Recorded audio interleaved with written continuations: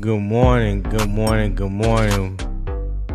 Welcome to another edition of the Morning Kickoff with Unbiased Opinion. I am your host, Tony, aka Low Tone Tony. All right. So most of Carolina's established starters will not play in the Hall of Fame game. That does not make Thursday night meaningless. It changes what the game is supposed to tell us. The final score will not prove whether the Panthers can repeat as NFC South champions. The game will show whether the players behind Carolina starters can communicate, protect the football, execute their assignments, and handle the responsibilities of an NFL operation. Kenny Pickett will get the start at quarterback. He is not expected to play long, and Ricky Haynes-King is expected to receive most of the remaining quarterback snaps. Carolina will also use the extra preseason game to evaluate players competing for starting, rotational, and final roster positions. Today, we are answering three major questions. First, which Panthers must prove they belong against Arizona? At halftime, what must Carolina prepare for against the defending Super Bowl champion Seattle Seahawks? Then in the second half, should Dan Morgan trust the roster he has built or continue searching for outside help? Thursday is not about identifying Carolina stars. The Panthers already know who their stars are. Thursday is about identifying the players they can trust when those stars leave the field. All right. So real quick, we go through the injury and availability update. As unexpected, yesterday, LeBron Ray, defensive tackle, has retired at the age of 28. Xavier Legette left Tuesday's practice after landing hard on his back while attempting to catch.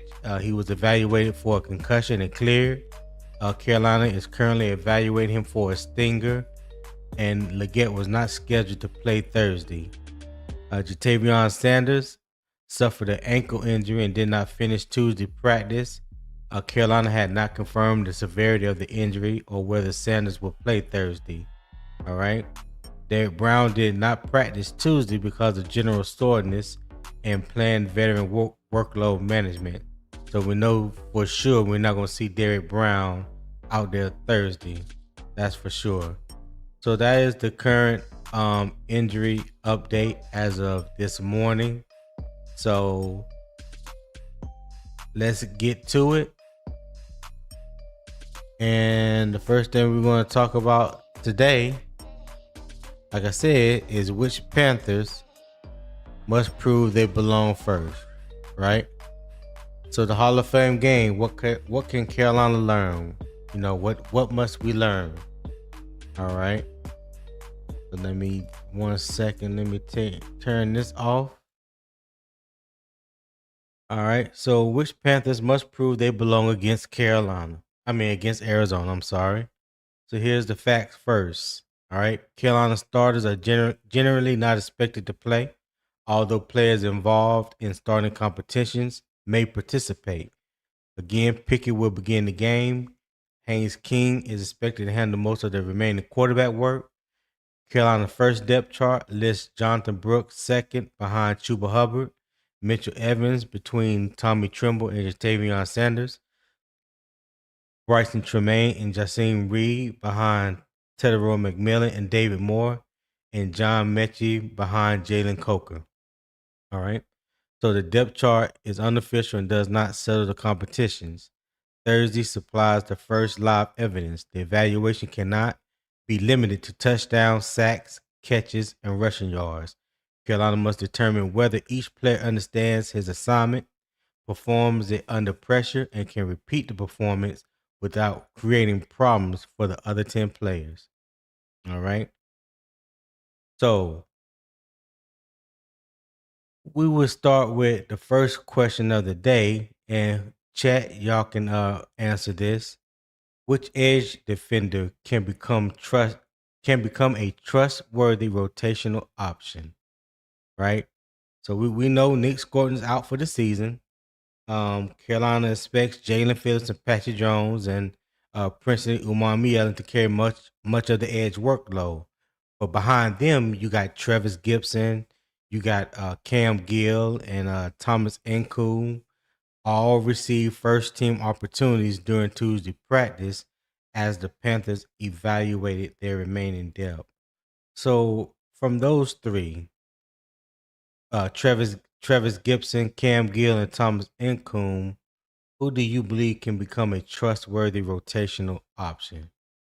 I'll pose that question to the chat real quick. All right. I'm going to put a link in the chat so anybody that want to come up and join the panel and join today's discussion will be able to do so. So here's the link. And real quick, just catch up real quick. KJ the Great said, good morning, Tony in chat. Good morning, KJ. Appreciate you for tapping in, my guy. Hit that like button on your way in. I greatly appreciate it. Tebow C. Panther 59 said, good morning. Good morning, Tebow. Appreciate you for tapping in as well. Latino Panther said, Tony, what's going on, Latino Panther? I know I've seen you a couple times on other channels. So I think this, I don't know. No, I've seen you here before, but I think this is probably the first time you have spoken. If I'm wrong, correct me on that. SC Lady Boy 803 said, hey Low Tone, what's going on? SC, appreciate you for tapping in, man. Hit that like button for me. Don't cuss me out. Native Kalu said, good morning, fellas. What's good, Native Kalu? Appreciate you for tapping in. NH Official said, would like to see a tight end take a step up in the Hall of Fame game.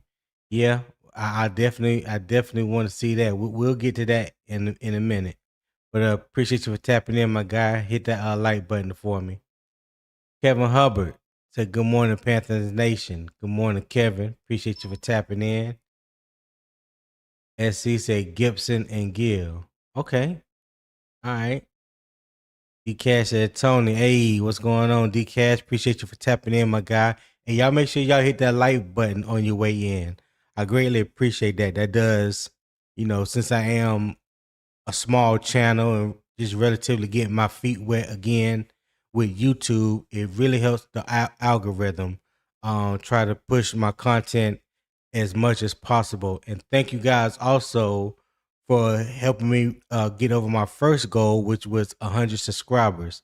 I'm at 111 right now, so I greatly appreciate you guys' effort, time, and commitment to the morning kickoff, which is Monday through Friday, 7 a.m. Eastern time. I greatly appreciate that. So my next goal is 500. I'm trying to get to that 500 mark now, so I greatly appreciate it. If you guys would share it with the family, friends, co-workers, other Panther fans that may not know about the channel, you can tell them about Unbiased Opinion Sports Talk. I greatly appreciate that as well. DCAT said that's wild. And she said, oh, I'm deaf cussing you out in my head as we speak. I expect nothing less. I greatly appreciate it. So, yeah. We went over the facts first about Nick Gordon being out. So here's a little bit of context to that first question. Replacing Scorton does not require finding one player with the exact same abilities. Carolina can build a functional rotation if different players provide different forms of value. So one player may be the better early down run defender. Another may provide pass rush speed. Another may earn his position through special teams and assignment reliability.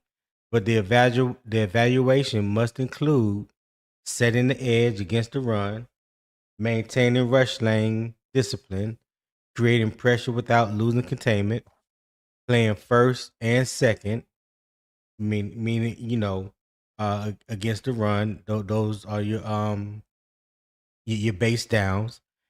Handling multiple consecutive snaps, contributing on special teams. One unblocked sack should not decide the competition. Carolina needs repeatable evidence. All right. They need repeatable evidence. So I see that SC said Gibson to Gill. who else you guys think should help fill that rotational position that is trustworthy, can become a trustworthy rotational option?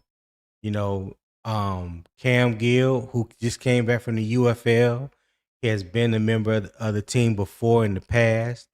I think he was the UFL Defensive Player of the Year this past year. I think he had like 10 sacks in 11 games.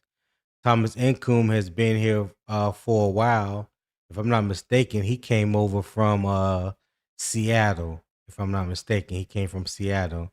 And Travis Gibson.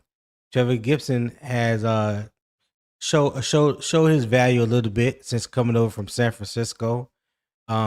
Big guy, can set the edge, is good against the run, got a good motor. So he's definitely a good rotational piece. So yeah, I like that. I like our edge room. Like I stated before training camp, I thought the edge room was probably the deepest position um on the defense. And I still feel that way. Even though we lost Nick Scorton, and I wish we wouldn't have, I wish he was available for us this year, but unfortunately he's not. I still think that's probably the deepest position on defense is our edge room. I know we're gonna miss him. We're gonna miss his playmaking ability and what he brings to the team. But his production can be replaced. And that's just the truth of the matter. It's not saying anything negative about him or putting him down or anything like that, but just being honest. I feel like his production can be can't be replicated. You got Princely Umami Yellen, who's definitely hungry this year. He got something to prove. He definitely feel like he should have got more playing time last year. So let's see what Princely can do this year. Let's see what he brings to the table. He's definitely going to get his opportunities to prove his worth. And if he can do what he promised he can do, or even do better what Nick Scorton did last year, I don't know. But it would be a good problem to have when Nick Scorton does come back, because I do believe Nick Scorton and Princely can be the future of that edge room going forward. So yeah, because this is Patrick Jones last year on his contract. Jalen Phillips. Let me just say JJ Phillips because I always get his name confused. He's going to be here for 2 to 3 years. I can't remember if he has a player option after the third year or there's a void year at the second year. I don't remember exactly what his contract stipulates, but I just feel like Nick and Princely is definitely a part of the immediate future for Carolina. So yeah, we are really good at the edge position. I believe so. I think we're going to be all right at the edge position. So number 2 up there is receiver trust, right? Receivers that can get separation, has good route timing, contested finishes. All right. So we know Chris Bradshaw the second sideline for the season. Leggett, of course, being evaluated after Tuesday practice. They say that it's a stinger. And Bryson Tremaine and Jasim Reed are listed behind McMillan. Moore and Mechie are listed behind Coker. Carolina also signed Rock Taylor and Elijah Cooks following Tuesday's roster moves. All right. So there's other guys that's kind of in the mix. And if I'm not mistaken, because I haven't looked it up, somebody can look it up for me. I believe Elijah Cooks played for the Jets. If this is the same Elijah Cooks, I think he came out of Ole Miss. But somebody in the chat look that up for me. I appreciate that. Nick Tri-State, what's happening?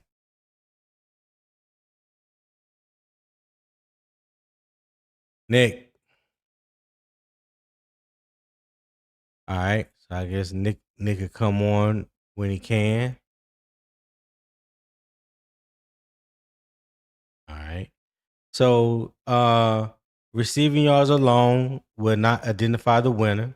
A receiver competing for the fourth, fifth, or sixth position must usually contribute in several areas. Carolina should evaluate the correct alignment, their route depth and timing, coverage recognition, separation against physical coverage, catch reliability, and run blocking effort. Along with special teams contribution, their ability to perform from more than one position. A receiver who catches one deep ball may attract attention. The player who repeatedly performs the complete assignment is more likely to earn the coach's trust. All right. So we already know Ted is your number one, Coker is your number two. As of now, Xavier Legette is number three. Browse was out for the season, so he's not in the equation.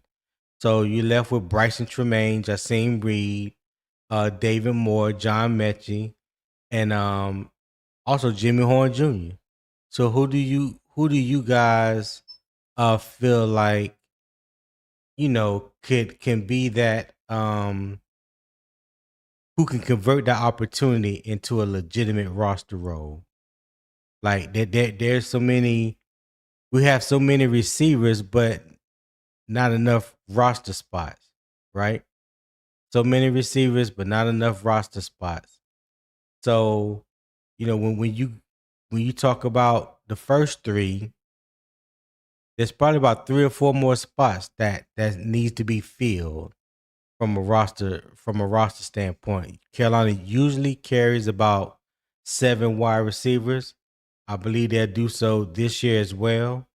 So who those four? I say 4 remaining spots. Do you think they should go to? So yeah, who do y'all think the last 4 remaining spots should go to? Y'all let me know in the chat. All right. John Tay said, "Good morning, Tony from Northern Nevada. What's going on, John Tay? Appreciate you for tapping in, my guy." Yeah, D Cash, the Brown Ray retired yesterday. Yep, that came out of nowhere. I don't think nobody expected that, but he definitely retired yesterday. 28 years old. Tar Heel said, "What it do? What's going on, Tar Heel? Thank you for tapping in this morning." Candy Girl 803 said, "Morning, everyone," with the hand wave. What's going on, Candy Girl? Thank you for tapping in as always. SC said he played for the UFL. Yeah, talking about Cam Gill? Or you talking about Elijah Cooks? Nick said, "Okay, I gotta go. My boss called me in for something." Shaking my head. Okay, Nick. Nick said, "Y'all hit the like and subscribe button. Greatly appreciate that, Nick." D Cash and Eagles and Jazz went to San Jose State. Okay, D Cash. Maybe I was thinking about a different Elijah Cook. Maybe I was thinking about, because there's Elijah Cooks that play for the Jets as well. They got drafted by the Jets, went to Ole Miss. Yeah. All right. So let me know in the comments. Nobody answered. Nobody let me know who the next 4 receiving spots should go to. All right. Who should get those next 4 receiving spots out of the receivers that I mentioned? Y'all let me know. Y'all let me know in the chat. And the link is in the chat. If anybody wants to pull up, I would greatly appreciate it. The link is definitely in the chat. All right. So number 3 is the tight end role. Blocking value, route reliability, assignment security, right? Can Mitchell Evans strengthen his position in the tight end competition? So here's the facts first. Carolina first unofficial depth chart lists Trimble first, Evans second, and Jatavion Sanders third. Sanders' ankle injury could increase Evans' workload against Arizona. All right. So Evan does not have to win the starting position Thursday. He must show that the offense can remain complete when he enters the game. That requires more than catching passes. Carolina must evaluate whether Evans can block at the point of attack, maintain leverage against edge defenders, recognize protection responsibilities, release into routes without disrupting timing, become a reliable underneath target, line up in multiple formations, contribute on special teams. So the key question is whether Evans expands the call sheet or forces Carolina to reduce it. All right. So he definitely has an opportunity to further solidify his number two um on the depth chart right now for Carolina. With Jatavion Sanders looking like he may not be available Thursday. We already know Tommy Tremble is not going to play. So I believe Mitchell Evans is going to get an opportunity. I also believe that Felipe Franks is probably going to factor into that equation as well. I don't see Mitchell Evans playing all 4 quarters. So Felipe Franks is going to get some work as well. 1 second, let me add Rashak. What's going on? Dude, I can't you call it what it do. Yeah, I hear you, man. shit, just getting up, man. Heard you talking about the receivers and shit. So I ain't see nobody else, so I said let me go to hop on real fast. I appreciate it. I appreciate it.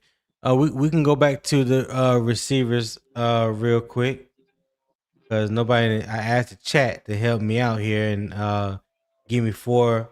So, which receivers can convert opportunity into a legitimate roster role?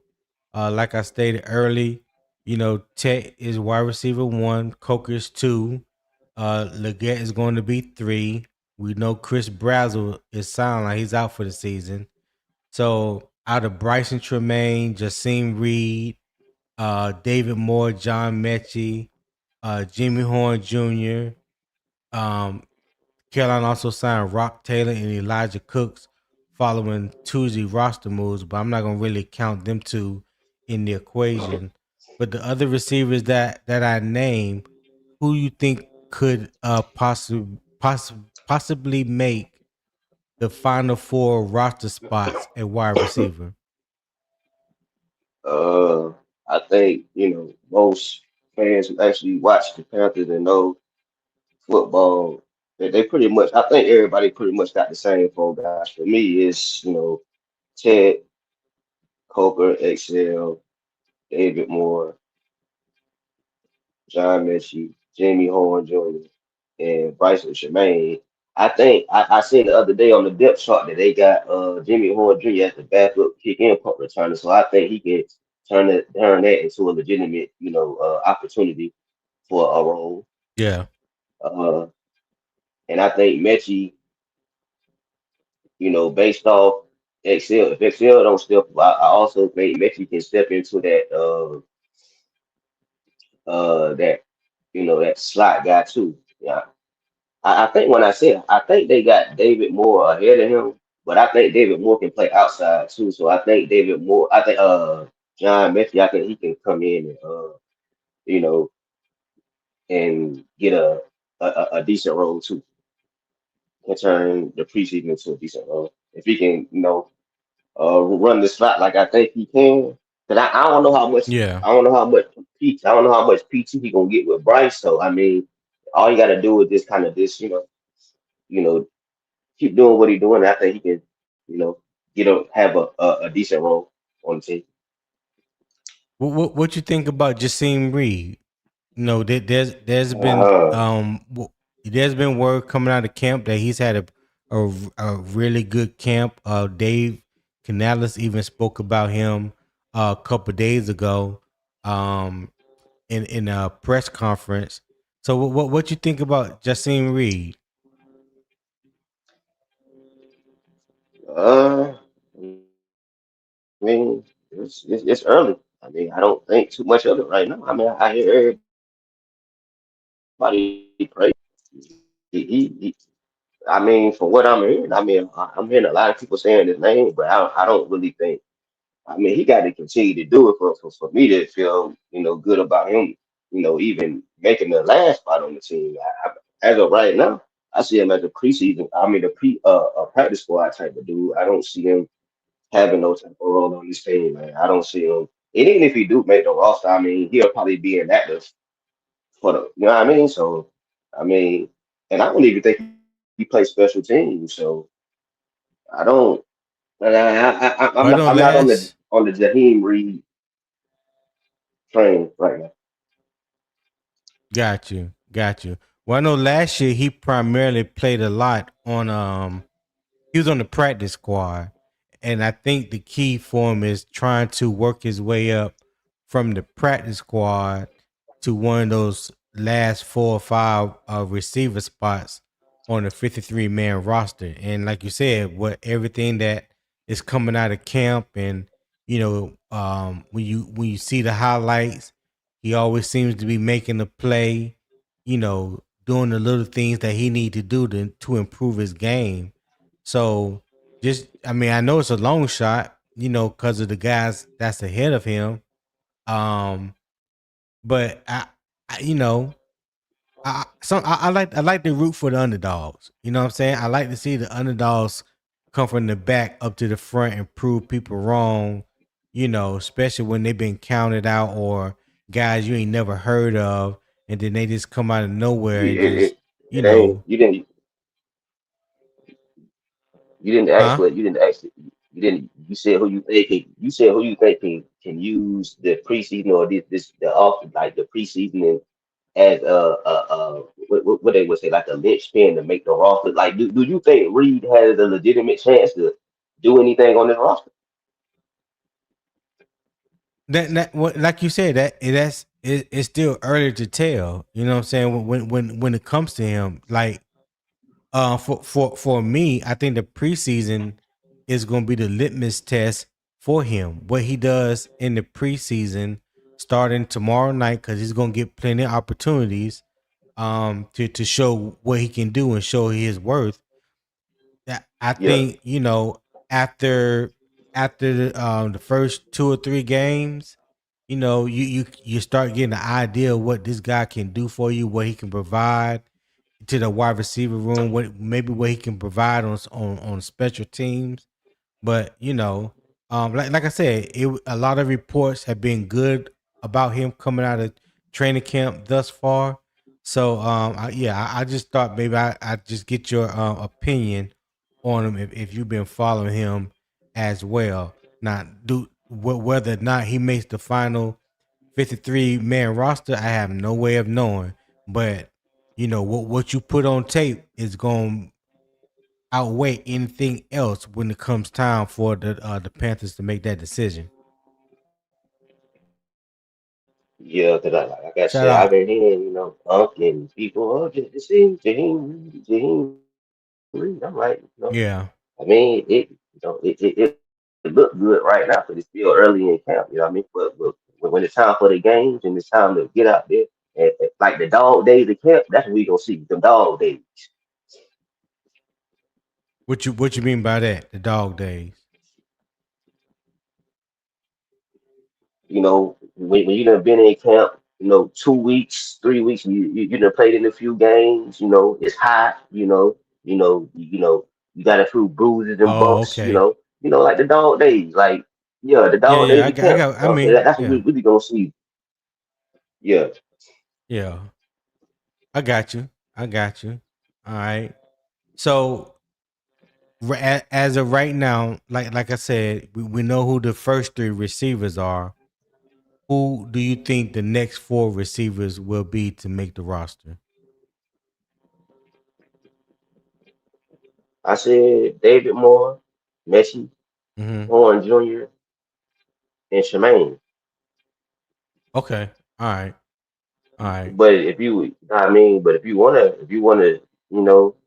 I think Jaheim Reed can be a dark horse, but as of right now, he don't move my needle. You know what I mean, he don't like. I don't feel Got you. like. I mean, if you want to win a team because you feel like he played good and he earned the spot, I mean, cool. But he's not gonna. Well, in my opinion, as of right now, I don't because he don't play. I don't. I've seen nothing where he did any kick returns or punt returns. I haven't seen him heard anybody say anything about him being a gunner or nothing like that. I mean, I'm pretty sure he can play some special teams, but you can't do that. That I feel like can impact him to where he will have a role on his team. You know what I mean? If he make the roster, I think he'll probably be inactive, most of the damn year. But I mean, Right. if he earned the Well, spot and make the team, it's cool. But yeah. I Well, would feel some type of way if he made the team over somebody like a Messi or look or like a Jimmy Horn. I feel differently about Jimmy Horn knowing that they have him as a backup returner now on both punt and kick. So at first I had him on a roster bubble. Now it's like, yeah, he'll probably make it now, especially with the injury. yeah. Yeah, I watched the interview that he did with Sheena. I believe it was yesterday, and that was my first time getting a look at him since last year. He has definitely bulked up his upper body. He has definitely got bigger. His lower half still got them little ass legs that he's always had, but he definitely has got bigger um up top. And he did say that his focus this year, like he focused more on playing the receiver position last year than special teams. But I think his focus has switched this year. Like he going to focus on um punt return as well as wide receiver. It ain't one or the other. He's going to focus on both really, and he just basically said doing whatever he needs to do to make sure that he's a part of his team and that he makes the team. And hearing that from him, I mean that's a good sign. Someone that's willing to do whatever it takes to be a part of the team. That's what you want to hear from a guy that's fighting for a roster spot in a crowded wide receiver room when there's not many positions left available. For as many receivers there is on the team. So yeah, did you see that interview with Sheena And who? and Jimmy And who? Horn? Well, I was just What we talking about last year? no Rashad. It was just yesterday, dog. Oh no, I ain't see that. I ain't see the interview. Okay, that's how I was asking. That's why I said they Sheena Quick interviewed him yesterday. Oh, no, Okay, I ain't see the interview yesterday. all right. Well, when you get a chance, go back and check it out. It was a good little interview. It was a good little interview. So Okay. let's go. I'm gonna go back to the tight ends. So which was number uh 3, the tight end role. Uh, you know, blocking value, route reliability, assignment security. So right now, Mitchell Evans looks like he's going to get the lion's share of reps come Thursday night because Tommy Trimble, who's first on the depth chart, won't be playing. Mitchell Evans is second on the depth chart, and Jatavion Sanders is behind him. But Sanders hurt his ankle, and he may not be available uh, Thursday. So that means Mitchell Evans is going to get an increased workload against Arizona, and I also believe that Felipe Frank is going to get some run because I don't think Mitchell Evans is going to play the whole game. So this will be an opportunity for Felipe Franks to show his value. I know he's been brought in to for special teams, but he may have something there at tight end that we haven't seen in the past, especially the last time he was here. So he would definitely have an opportunity tomorrow night. What do you think about Mitchell Evans strengthening his position in the tight end competition? Well, I like him coming into the year. I thought he was gonna be the number two coming into the year. I just think Jatavian, he can't block. He has injury history. He can't stay healthy for a full 17 games. And I don't know this the I think he still has confidence, but I know I heard somebody say since he fell on his neck that game, look, they get me fell on his neck. they say some people say he ain't never been the same after that. You know what I mean? I just He hasn't. I just yeah I just prefer him like as that on passing downs type tight end. I don't like him blocking or nothing like that. I just want him in the game when it's a 3rd and 7 and you got like you know the receiving tight end. I think Trimble and Mitchell can catch too, but I think he's more of a pure catcher, a pure like receiving tight end. Like that's the role I like him in. But I got Trimble, Mitchell Evans, and then I got Sanders at the 3rd tight end. I think he the 3rd tight end on a depth chart, if I believe. Yeah, I thought that he was is. gonna be the case. Yeah, How do yeah. you feel about him being the third tight end on the depth chart? I'm fine with it. I had him been up the 3rd tight end on my own depth chart. You know what I'm saying? Like I said, he can't like on early downs, like he's not a reliable blocker. You know what I'm saying? Like as a tight end, you That's wanna you true. want a tight end that can block. So with him not being all that good of a blocker, you know, I think honestly, I think Mitchell is going. He might mess around and end up the starter if Tommy Tremble leaves. He might end up being the starter because I think Mitchell Evans can be. I ain't gonna say no Greg Olson, but he seems to know how to find those spots that he can catch that ball. Because when they drafted him, I was like, who the hell is Mitchell Evans? And then I had Swan and people telling me like, yeah, this dude can catch. Da, da, da, da. I'm like, I don't know. And he showed me something Yeah. last year. I'm saying he pretty decent. He kind of remind me of a low budget, Greg Olson a little bit.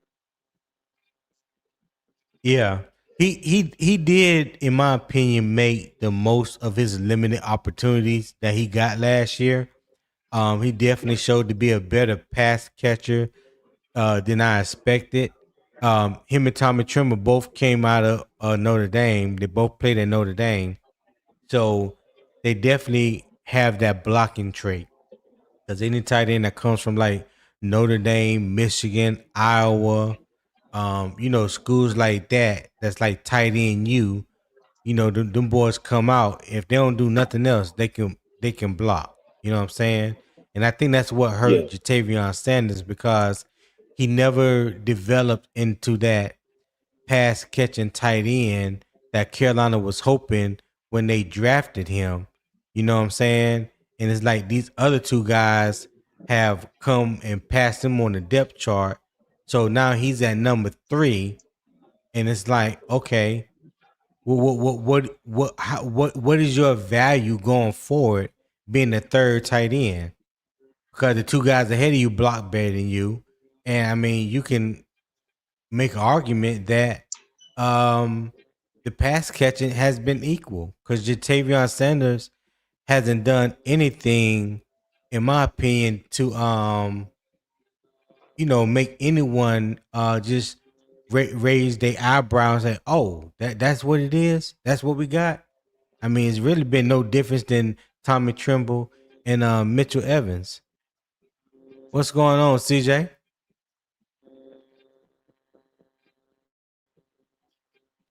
What up? What Okay. up? What up? What's going on, cousin? Nothing at the old salt mines trying to earn some pesos. So is that the armchair? That's CJ. What you do, CJ? what up? What up? What's going on with You sound different. What you just got up? You sound like you just woke up. Or you been up? you? No, I'm on my phone. Maybe that's what it Oh, is. okay. Oh, Oh, you on your phone? Oh, okay. All right. Mm-hmm. So Was it sound so bad? see, you sound like you break. It's kind of sketchy. Tenfold.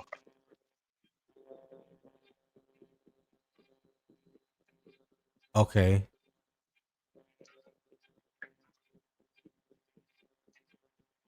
DJ, you still there?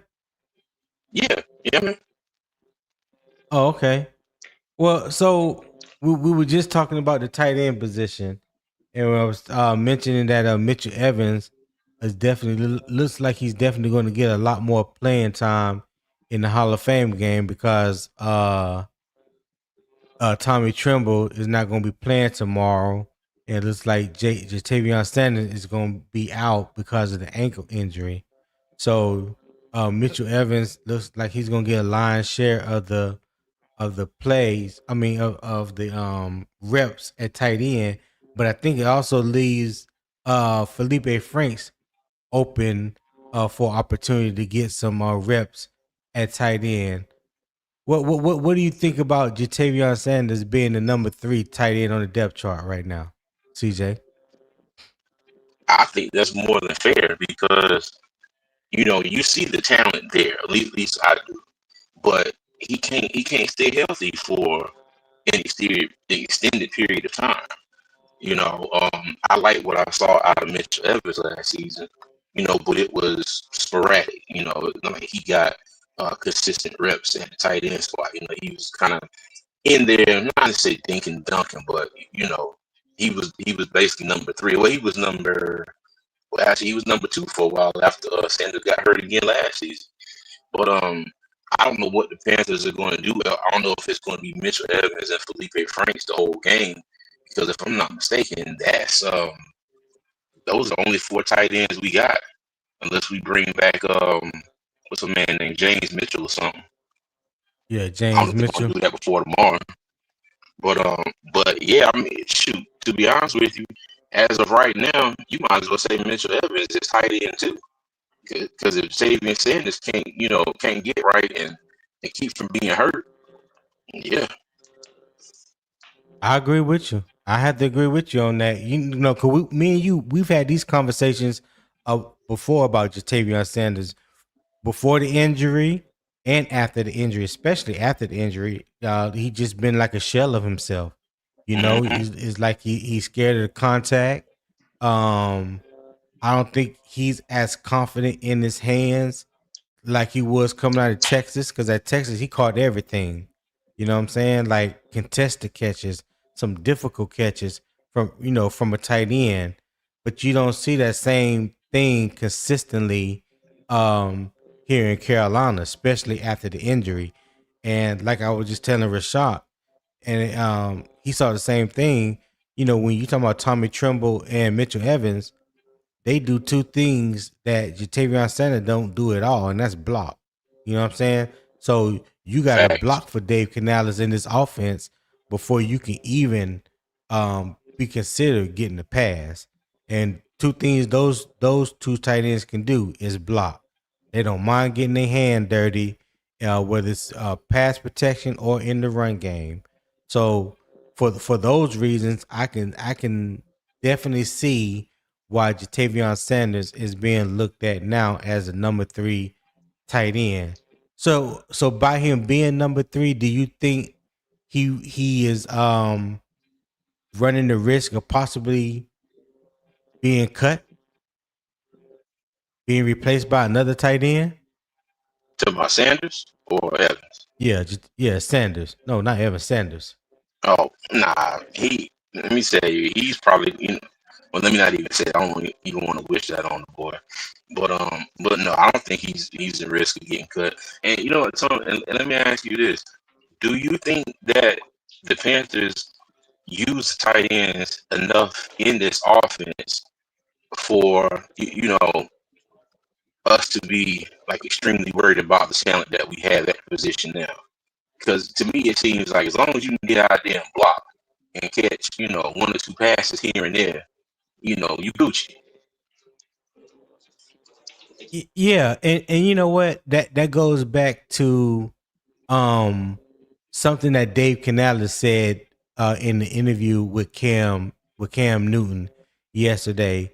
And when they was talking about he was talking about um building the offense around Bryce and to what Bryce does better, the way he does best, instead of trying to fit him into his system.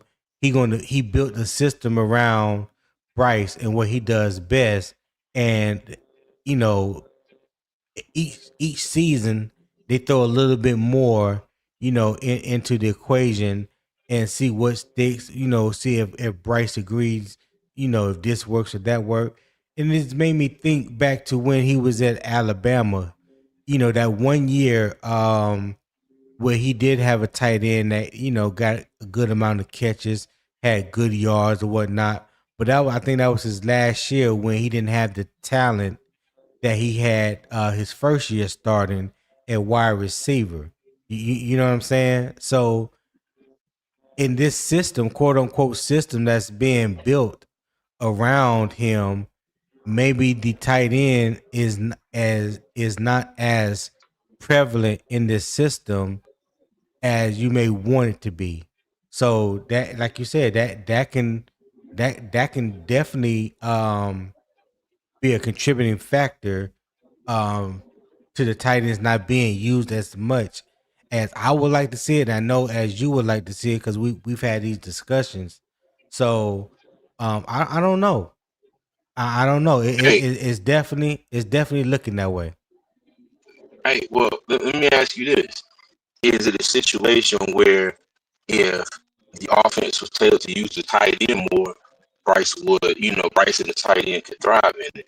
Or is it a situation where David has been stubborn and just doesn't like using the tight end, except for, you know, a few pass plays here and there and mostly blocking? Well, I don't want to say being stubborn, even though we both have probably said that in the past. Yeah, come on, keep I, it up, I cuz he's stubborn. yeah, I think that he is, from what it looks like. Um, it looks like he's going to use the weapons that he feels is most important to him right now, and that's the wide receivers and the running backs. Right, like you have more talent, in my opinion. Um, well, I ain't gonna say that. 'Cause the talent could probably be equal when you talk about the running back room and the wide receiver room. Um, I, I would say this, from the decisions that has been made regarding the tight end position, especially after we drafted Jatavion Sanders, and we see what that has turned out to be. I just don't think the tight end position right now is high on their list of wanting to get a top tier pass catching tight end. If that makes sense, you know what I mean. Mm-hmm. And I say this too. I know everybody absolutely craps on, our tight end position. And when Tommy Tremble was drafted, we both said the same thing. We were like, okay, he got in here and his hands were not that great. I look at Tommy Tremble, I look at Mitchell Evans, and I look at Jatavian Sanders when they're all healthy. I think we have three. I ain't gonna say really good. I think we have three good pass catching tight ends, and I'll include Tommy Tremble in that because his pass catching has drastically improved since his rookie season. And that's why I asked the question about is Dave being stubborn or not. I think we have capable pass catchers. I think they have shown that. Even Tommy Tremble, you get him the ball, he can, he keeps attempting to be Saquon Barkley, and jump over everybody that tries to tackle him. It ain't worked yet. You know what I mean? But Yeah. he has athleticism. He can block. He can catch the pass, and he can make yards after the catch as well. Now I'm not saying that they are top tier tight ends in the league, but I think they can be used more than they are now, and I'm hoping that that will be the situation. Now that it's called play, but again, we'll see. We'll see. Rashad, what you think? Yeah, I think they should when a lot of teams don't have that number one running back, that number one guy, they use him as a committee, like running back by committee. I Yeah. think that's what they're gonna do. Yeah. They're gonna use all three of those guys in committee. I think it'll be Mitchell Evans and Tommy on the early downs, and on those passing downs you would see JT. Um, but yeah, I think I, I I think I answered your question, or if it was something else to it. No, no, no. It wasn't nothing else to it. Just what you thought Oh, about what CJ and I just was talking about, what he had brought up about the tight end usage. Um, the way that Carolina used the tight ends. yeah, Do you think the tight end position is being do you used think the tight end you used mm, uh, do you think the tight end like position should be properly. used more than what is being used currently? well, I think Dave and Brad Izzy, those guys are, I don't know if they're pure wide receiver coaches, but I know both of those guys pretty much started off working with the wide receivers. So those guys love their wide receivers. Um, Right. I just think in this offense, the fact that we don't have that number one guy, we don't have that Greg Olsen, we don't have that Travis Kelsey. I think right now they love their wide receivers. I think this is a wide receiver heavy type a team based off Dave and Brad, because those they are wide receiver type, coaches. Both of them were, wide receiver coaches. I think Dave did a little bit with the quarterbacks. So basically, they're like quarterback wide receiver guys. You know what I mean? And I think they drafted these receivers early for a reason. They love their receivers. They keep 7 receivers damn near every year. So I think they're pretty much wide receiver centric, and based off the fact that we don't have that number one guy, I don't think you're going to see Tommy Trumbull or Mitchell Evans catching 50 and 60 passes a year. I think it's pretty much going to be 30, 20, something like that, pretty much. But do Okay. do I think they need to use them more? I think they do use them, but they use them by committee. Like we don't see Tommy and those guys with 40 and 50 catches, so it may seem like we don't use them as much, but I think they use them, as much as they gonna use them. They could maybe use them a little bit more, but I think I think they just love their receivers, man. To be real with you. Hey, Rashay, I Okay. agree with you. They use them by committee, but the committee can get more catches as a whole. Yeah, you're right. Yeah. Okay. All right. Well, I did see Papa make this comment. Titans were used in Tampa. Well, I mean, and you're right, Poppin. That is true. So let's What do you say? um he said tight ends were used in Tampa. And Oh, that's true. But like I was just saying that Dave Canales mentioned yesterday in his interview with Cam, we building your offense around Baker and building your offense around Bryce are two different quarterbacks. So, you have to look at what was available to Tampa that year when they used a tight end a lot. I believe not Mitchell. I believe Mike Evans was hurt and was out for most of the year. Chris Godwin was out and hurt most of the year. So Kate Otten became their number one receiver pretty much. So I believe that's why he received a lot the bulk share of the passes, because they were injury depleted at the wide receiver position. So different strokes for different folks. You know what I'm saying? That's all I can tell you when it comes to that. So I'm just talking about Carolina right now and what they have to work with at the tight end position. Do you feel like it's enough? Do you feel like it's an upgrade, or do you think that we should just continue with tight end by committee? Rashad?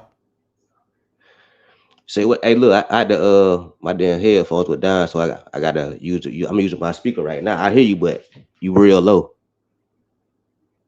I said, do you believe that the tight end should be continue to be used by committee? Do you think they're being used enough, or they're not? I think you are already kind of I answered that. think I think they'll continue to be used by committee. I mean, like I said, man, we don't have that number one guy that I think Brad or Dave is comfortable enough, going with one guy Mm-hmm. like a Tommy or a Mitchell for the majority of the game or giving the most targets to. I think they'll continue to use it by committee, and I think as of right now, that's probably the right thing, unless I see something different from Brad Izzy than Dave Canales. Maybe Brad may favor the tight end more. I don't know, but as of right now, I think I'm okay with the committee using them by committee type situations. I would I would rather see a guy like Sanders in on passing downs, and I won't. I like to see you know those Tommy Trembles and Mitchell Evans to start out the game, because I even though I believe they're going to pass more this year, and I feel like they like their receivers, I they still you still got to run the ball. So I think you know, I think you Be know, beneficial in the it'll run it'll be game. it'll be it'll be a committee thing. You said what now? I say you think they'll be beneficial in the run game with their run blocking. Yeah, yeah. Gotcha. Because Gotcha. you know how Unc be saying, they try to set up the run by the pass. I don't know if that's necessarily the case, but you know, uh, Yeah. Well, I believe you know, I believe they want to set up the pass with the run.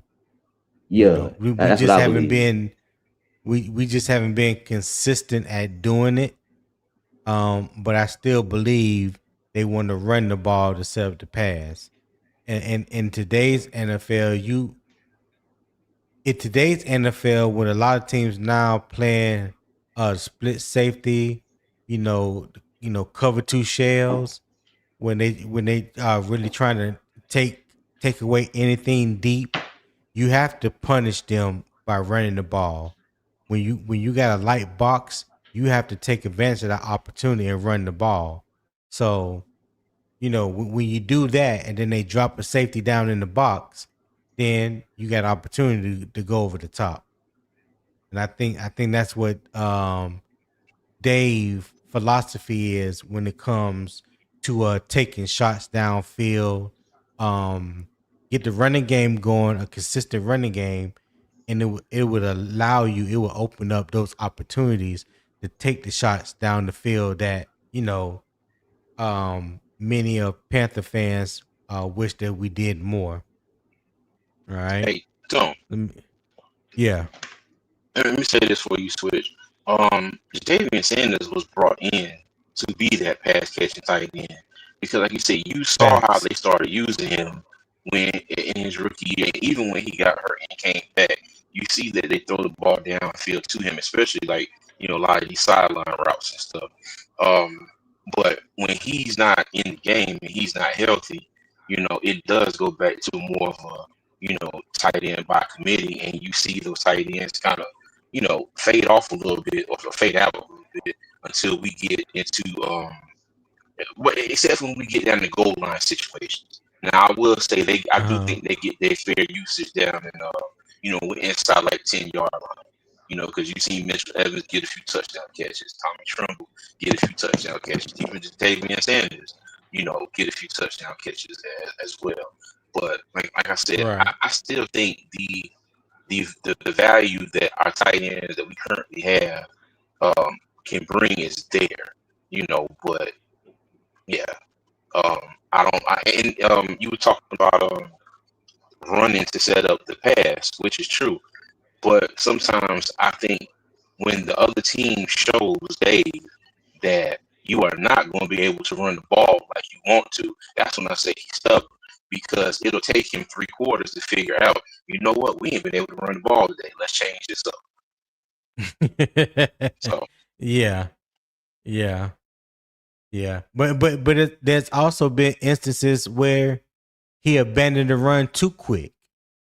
Like too quick. Like after the first yeah, the first or second drive, he's willing to abandon the run. Like, damn, dog, we just getting warmed up.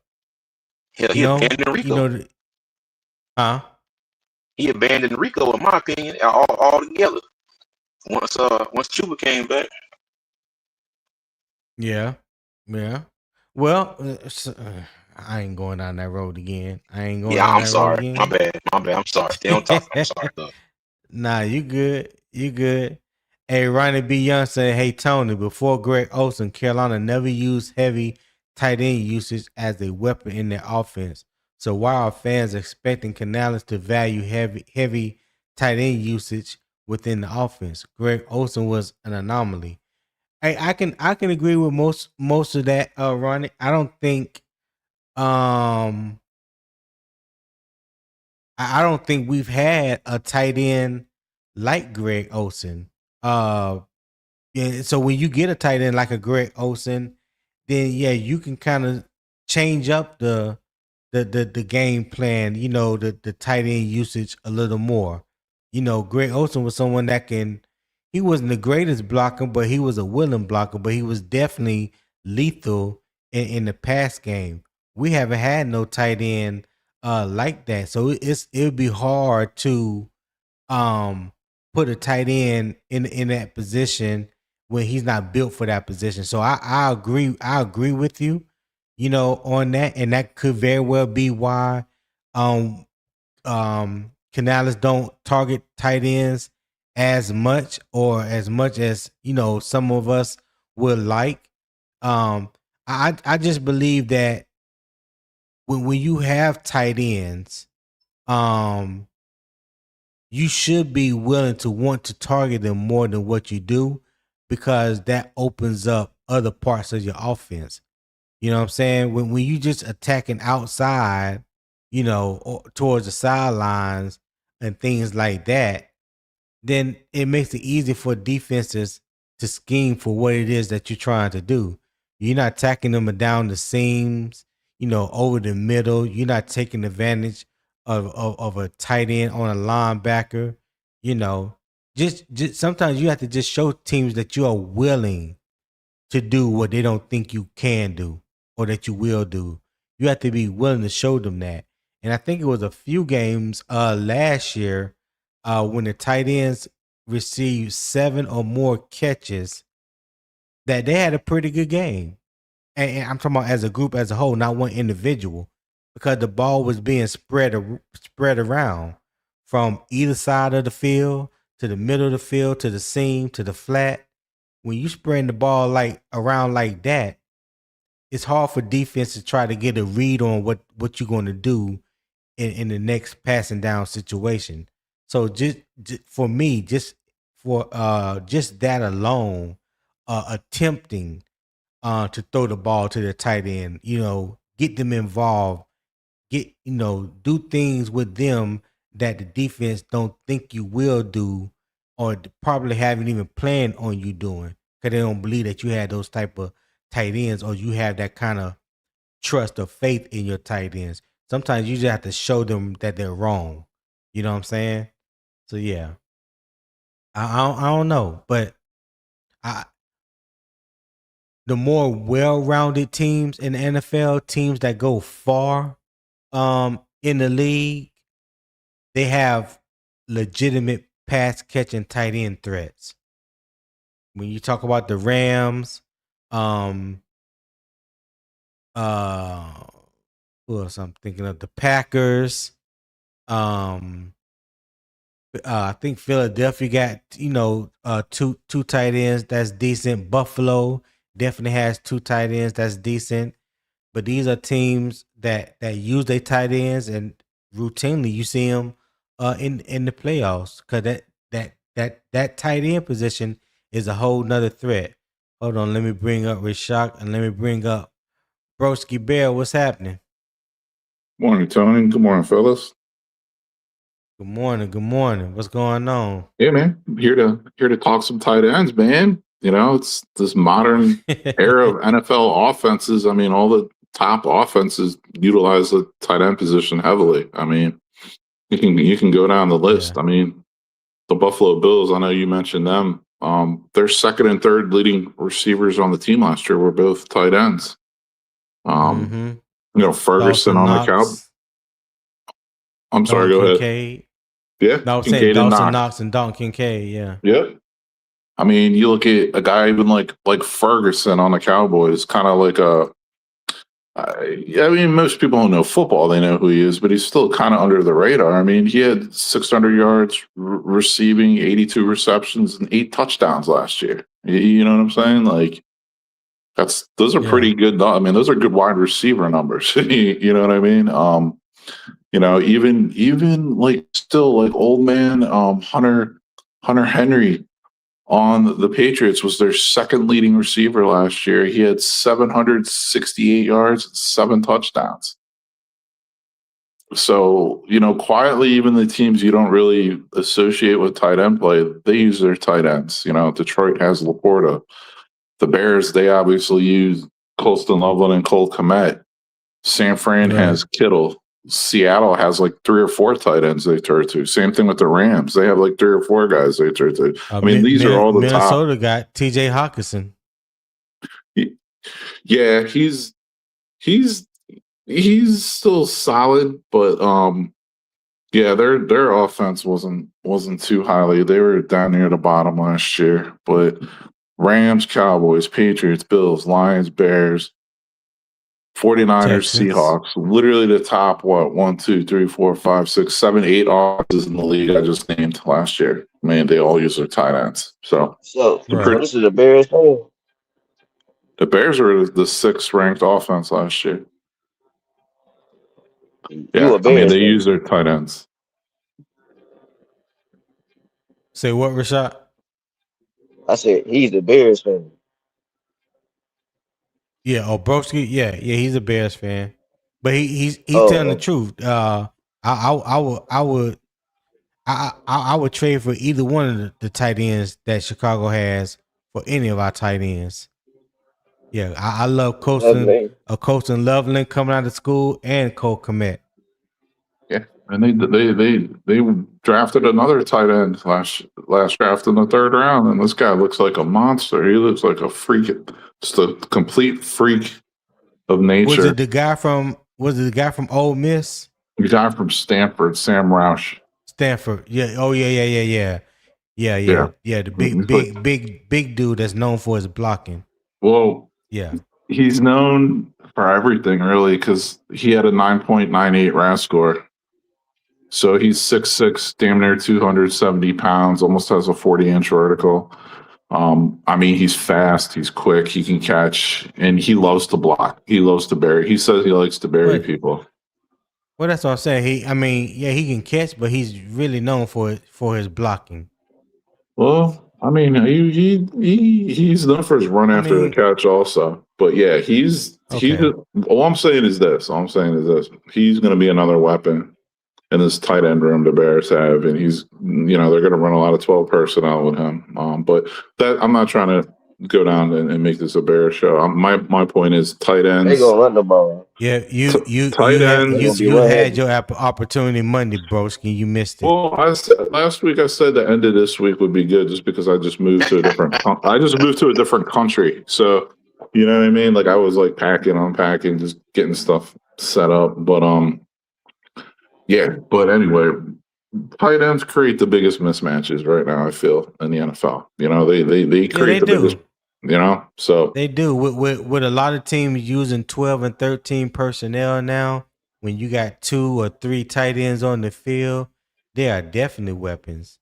Yeah. Especially when you got 2 that's equally as good pass blocking as they are catching the ball.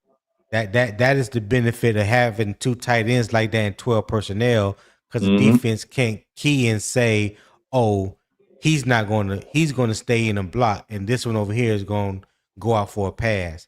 When you got 2 tight ends, say like the Bears have, you can't do that with them because you don't know which one is going to release, you know, into a route and can hurt you that way. So yeah, exactly. That is definitely the benefit of having 2 tight ends like that, especially when you're running 12 and 13 personnel, which a lot of offenses are doing nowadays. Yeah. And you mentioned the Eagles as well. I mean, Dallas Goedert has been in the league like 8 or 9 seasons. I mean, he still had 60 catches and 11 touchdowns last year.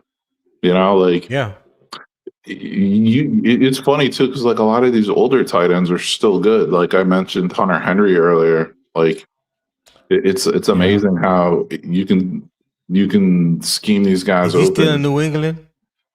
Yes, Hunter Henry's still in New England. Okay, Yep. yeah, okay. The Eagles drafted that other that tight end, Eli Stowers kid out of Vanderbilt, was past draft in the second round. I mean, that kid. I know. Like Will was a Kenyon Sadiq fan, but I love Eli Stowers out of Vanderbilt. Yep, me too. That dude's a mismatch problem written all over him. All day. So Ronnie Beast Young said, I dig it, Tony. I just think fans have an expectation about the tight end position since Greg Olsen. Greg became the number one option in the offense, and that's not how Canales views the tight end position. And you probably for the most part, you're probably right, Ronnie. I mean, I get it, just like you got some fans want the next Cam Newton at quarterback.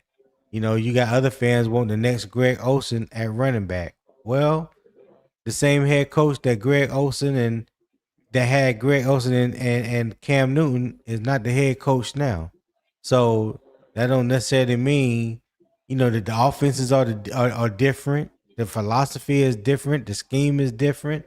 So, I mean, I get it. I understand it. But I just believe that in today's NFL, if you want to go further and take advantage of the advantages that the extra tight end or pass catching tight end can give you, then you want to target your tight ends a little bit more. I think Tommy Tremble is capable, and I think Mitchell Evans is capable. They just don't get the targets like these other tight ends for on these other teams get. And that's when you only got one ball. Well, I mean, no, I mean that's true. Yeah, that's true, Rashad. But why that doesn't hold weight is because you see other teams with multiple tight ends, and they are getting 40, 50 catches a year, 500-600 yards. Our tight ends are averaging 245 yards a season. Let But alone are half the they? season. But are they drafting wide receivers in the first round and third round every year? No, no. Well, I'll say so just to eliminate that, since Dave Canal has been there, I mean, yes, Xavier Legette was drafted in the first round, moved up one spot from top of the second to the first round. So yes, you basically have to say, yeah, he was a first round draft pick because he was in the first round. But we all know Xavier Legette was not a first round talent. So I'm gonna just leave that right there. Now you went out and got Tet, with the number 8 or 9 pick. Definitely prove what he's worth. This year you spent a third round pick on Chris Brazzell. So it's not like we are getting top end wide receiver talent each and every year. There's only been one wide receiver that Dave has drafted that has really proven to be worth their weight in gold, and that's Tet. Mingo was a second round pick. I didn't like that ACL pick either. I like the reason I didn't like the pick. The reason I didn't like the pick, it's real kind of minor, but I didn't want him just because he went to South Carolina. I felt like Dan, he wanted like I feel like sometimes they do stuff just to kind of like a local guy for the fan base. You know what I'm saying? I think they drafted ACL kind of because of that, because he is a local guy. Okay. What did you say, Broski? Well, I said I believe Mingo. Not that he panned out, but he was a second round pick they used on him. Who, Mingo? Wasn't Mingo second round? Yeah, but he wasn't drafted by Dave Canales. Mingo was, huh? Yeah. I said, yeah. You talking about Mingo or Marshall? Mingo or Marshall? Both of them were drafted in the second, I think. Yeah, but I'm talking about drafted by Dave Canales. Xavier Legette was the first wide receiver taken by Dave Canales. Yeah. So, yeah.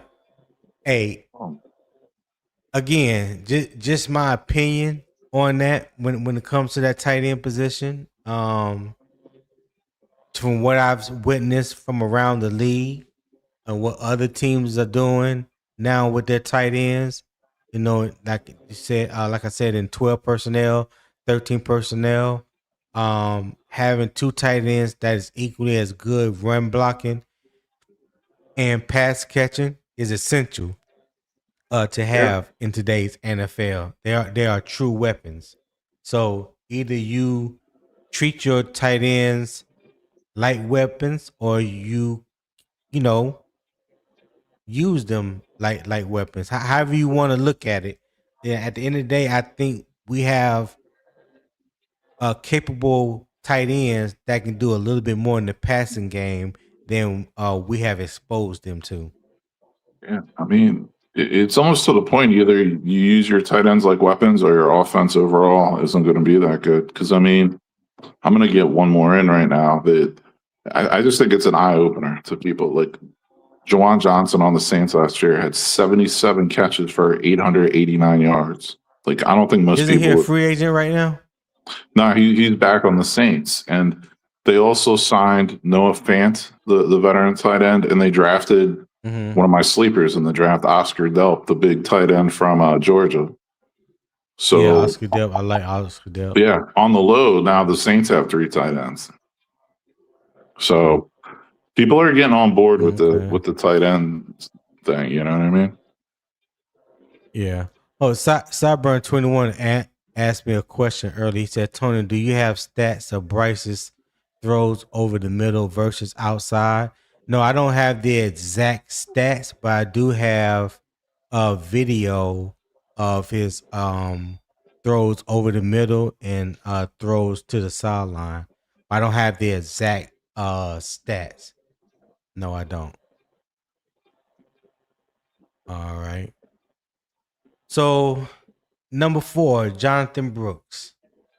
Vision, ball security, pass protection, finish. Now I know, Broski, that Jonathon Brooks is not scheduled to play Thursday, but there's a lot of fans, including myself, would like to see him get as much action as he possibly can. Mm-hmm. So we will have an idea of what we have in running back 2 right now. We Yep. ain't seen this man in 2.5 years. I think it would be a good opportunity for him to get some reps, maybe two or three carries, at the most, or whatever, 4 or 5 carries. I just think he should have gotten something in this Hall of Fame game. What you think? How you feel about that? I mean, I agree. I think I'm not saying it's the be all end all, but I think you need to test him out in the preseason, which includes the Hall of Fame game. You know, you need to see what you're working Yeah. with here because, I'm not wishing ill will on anyone, but if it doesn't work out with them for whatever reason, like if it's blatantly obvious in the preseason, if he re-injures himself or he just doesn't look like he has it, whatever the case may be, like you want to get in front of that. You want to address that now before the season starts. Like maybe you target a veteran running back who gets cut by another team or something like that, but you want to do that now. You know what I mean? While you still have a bigger pool to of players to pick from if needed, type of thing. You know what I mean? Yeah, like for me, he's definitely in the evaluation process, just like anybody else that's trying to make the team or solidify their roster spot or what have you. For the fact that we haven't seen him, um, really since the last year and a half. When he had 9 carries, for 20 yards. I think there's still a lot more that needs to be seen from him. See if he can be the running back that he once was coming out of Texas. Rashad, how do you feel about that? How do you feel about Jonathan Mingo not playing Thursday in the Hall of Fame game? Um, I don't think he should play, man. Like I said last show, I'm one of those guys that feel like they should just put him out there, see what he got. Like all that stuff Pop was talking about. No, they need to throw him out there. This is the third year. I mean, he was hurt his first 2 years. He only got a 4-year Right. contract. So at this point, it's time for him to put us. So I'm pretty sure he want to go out there. But I don't want no damn Dan Morgan and no Dave Canales trying to babysit him and hold his hand. No, that it's his third year. He should be healthy enough. He sat out all last year. You know, had enough time to get healthy. Watch those guys, Chuba and Rico. Basically, though, he done redshirted 2 years in a row. So it's time to put up now. We Dan didn't draft the dude in the second round. And I think he traded up for him too. So, he didn't trade up in the second round to get what was quote unquote the best running back available in that draft because he was the first one took it. So, you know, I wouldn't play him in the Hall of Fame game, but those next I think the starters or backup they usually play at least a quarter or something like well he's the backup, so I expect him to play the next two preseason. They probably won't play that last preseason game, but I expect to see him get some decent amount of carries in that Buffalo game and that Jaguar game in the preseason. Yeah, because I'm Okay. like even though I like those joint practices, I don't like how coaches and GMs try to make those joint practices be the end all be all. I mean, whenever your quarterback has a red jersey on, and you know he ain't gonna get hit. It's different than when you're actually in a real preseason game, and you don't want nobody to get hurt. But you know what I mean. I feel like you got to play these guys in the preseason at least two games. You usually those first preseason games they probably only get like a series or two, but in that second one, Hmm. I don't want to hear that about we had joint practices, so they only gonna play a series. No, they need to play at least a quarter that last preseason game, at least a quarter. Well, I hear you, but that's not going to happen. That's not going to happen. Yeah, I That doubt it. that's why that's why the benefit of having these joint practices because it's basically like a controlled scrimmage. You know what I'm saying? Yeah, So your starters don't get the bulk of the work during these joint practices because really that practice is only like one day, maybe sometimes two, but typically they get like one good practice, solid joint practice, where it's like a controlled scrimmage. The preseason game is typically for your backups and guys trying to make the roster. They use that for evaluation period. So no, I can't agree with you on that because then you run the risk of your starters get injured. If they running 50 plays in a joint practice, there's no need for you to go out there and play in the preseason to be I honest. mean, I So yeah, I I would. feel like I feel like a practice is a practice. I mean, the only thing that's different is you going up against another team instead of your own. So it's like I feel like it's all the quarterbacks are always a lot more comfortable, when they got a red jersey on compared to when you know, you in the game and the guys ain't gonna try to hurt you, but you know what I'm saying. You're gonna get hit in a actual game. Yeah, and it's Mm, an injury risk, but I mean, you know, like the last few years, they was like, oh, we're gonna do these joint practices and and then every year we start out 0-2, and Bryce looked like trash. I'm not saying it's just because of the preseason games, but I mean, maybe you might want to try something different this year, knowing that it's your third year. You done gave up play calling duties. I think you can't keep going with the status quo because Bryce is going in his fourth year. He's a veteran now. He knows da. He knows the ins and outs and all that. But like I said, I doubt they'll play a quarter. But give me at least two or three. I mean, s- in some games, 2 or 3 series is a quarter. So you give me 2 or 3 series, I'm cool with it. okay. But I but I Hey, but I Jay feel like issues. that. I feel like Brooks got to play. Okay. Now that I agree with you. Jay Issue said, "What's the topic?" But right now we're talking about the Hall of Fame game and what Carolina must learn, especially when it comes to the backup players, players that are trying to make the team. So I put up there the top five positions that I think people want to see, or position that needs to be evaluated. When you talk about the edge rusher depth, the receiver depth, the tight end position, Jonathon Brooks. I know a lot of people want to see him, feel like he needs to play, even though he's not going to play. And then next, we're going to talk about the reserve offensive line. But Broski, how do you feel about what Ray Shock was just talking about? The starters should not only um, they should play in the preseason game as well as the joint practices. What you think about that?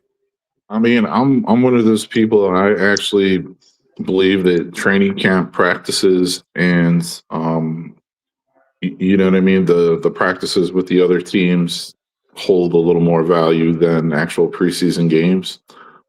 The only caveat to like not to giving it the Panthers a pass for not putting Brooks out there for the Hall of Fame game is he wouldn't be out there with the ones. I think if you are going to put him out there, like get him out there with the ones. So if that's the first like true preseason game or second preseason game, you know what I mean? I think you run a risk of him having too much stacked against him or people not knowing what they're doing. And plus, it's kind of practice like you play, right? Like you're going to be playing with the ones during the real game, so you might as well get them out there with the ones. Is my point really? But yeah. All right, I got you on that. Hey, listen, we've been in here an hour and a half now. If you are enjoying the conversation, enjoying the vibe, the energy, the morning kickoff with Unbiased Opinion is bringing to you early this morning. Show love to the channel. I would greatly appreciate it. Putting the QR code here at the top right. Support the show. Scan the QR code. Donate whatever your heart leads you to donating. There's also a pinned comment in the YouTube chat at the top of the comments that has my PayPal link. Um, I work hard, to provide this information and things to you 5 days a week. So I greatly appreciate it. If you appreciate all that I do and bring to you each and every morning, show a little love. I would greatly appreciate that. My daily goal is just Fuck, $25. I fuck with the Not one to trying to wake up. pay not trying to pay the rent or car note. Just $25, and that $25 will go a long way in helping me to continue to improve the content and the channel. All right. And if you send a PayPal gift, please let me know in the comments. That way I can properly shout you out. Let me know it was you, so I'm not going to repeat or mention your government name. If you're watching the channel through um Carolina Armchair GM CJ channel, you can also leave a super chat. That would be greatly appreciated as well. All right. So yeah, I will leave the QR code up there for a few minutes. So Zip says, I feel like if anything happens to JB, we have three other running backs, and I definitely think we could bring in four to start the season. All right, Zip. Hey, appreciate you for tapping in, my guy. Make sure you hit that like button. Eternal said, "Fats broski, that's common sense." Yeah. Zip do it all.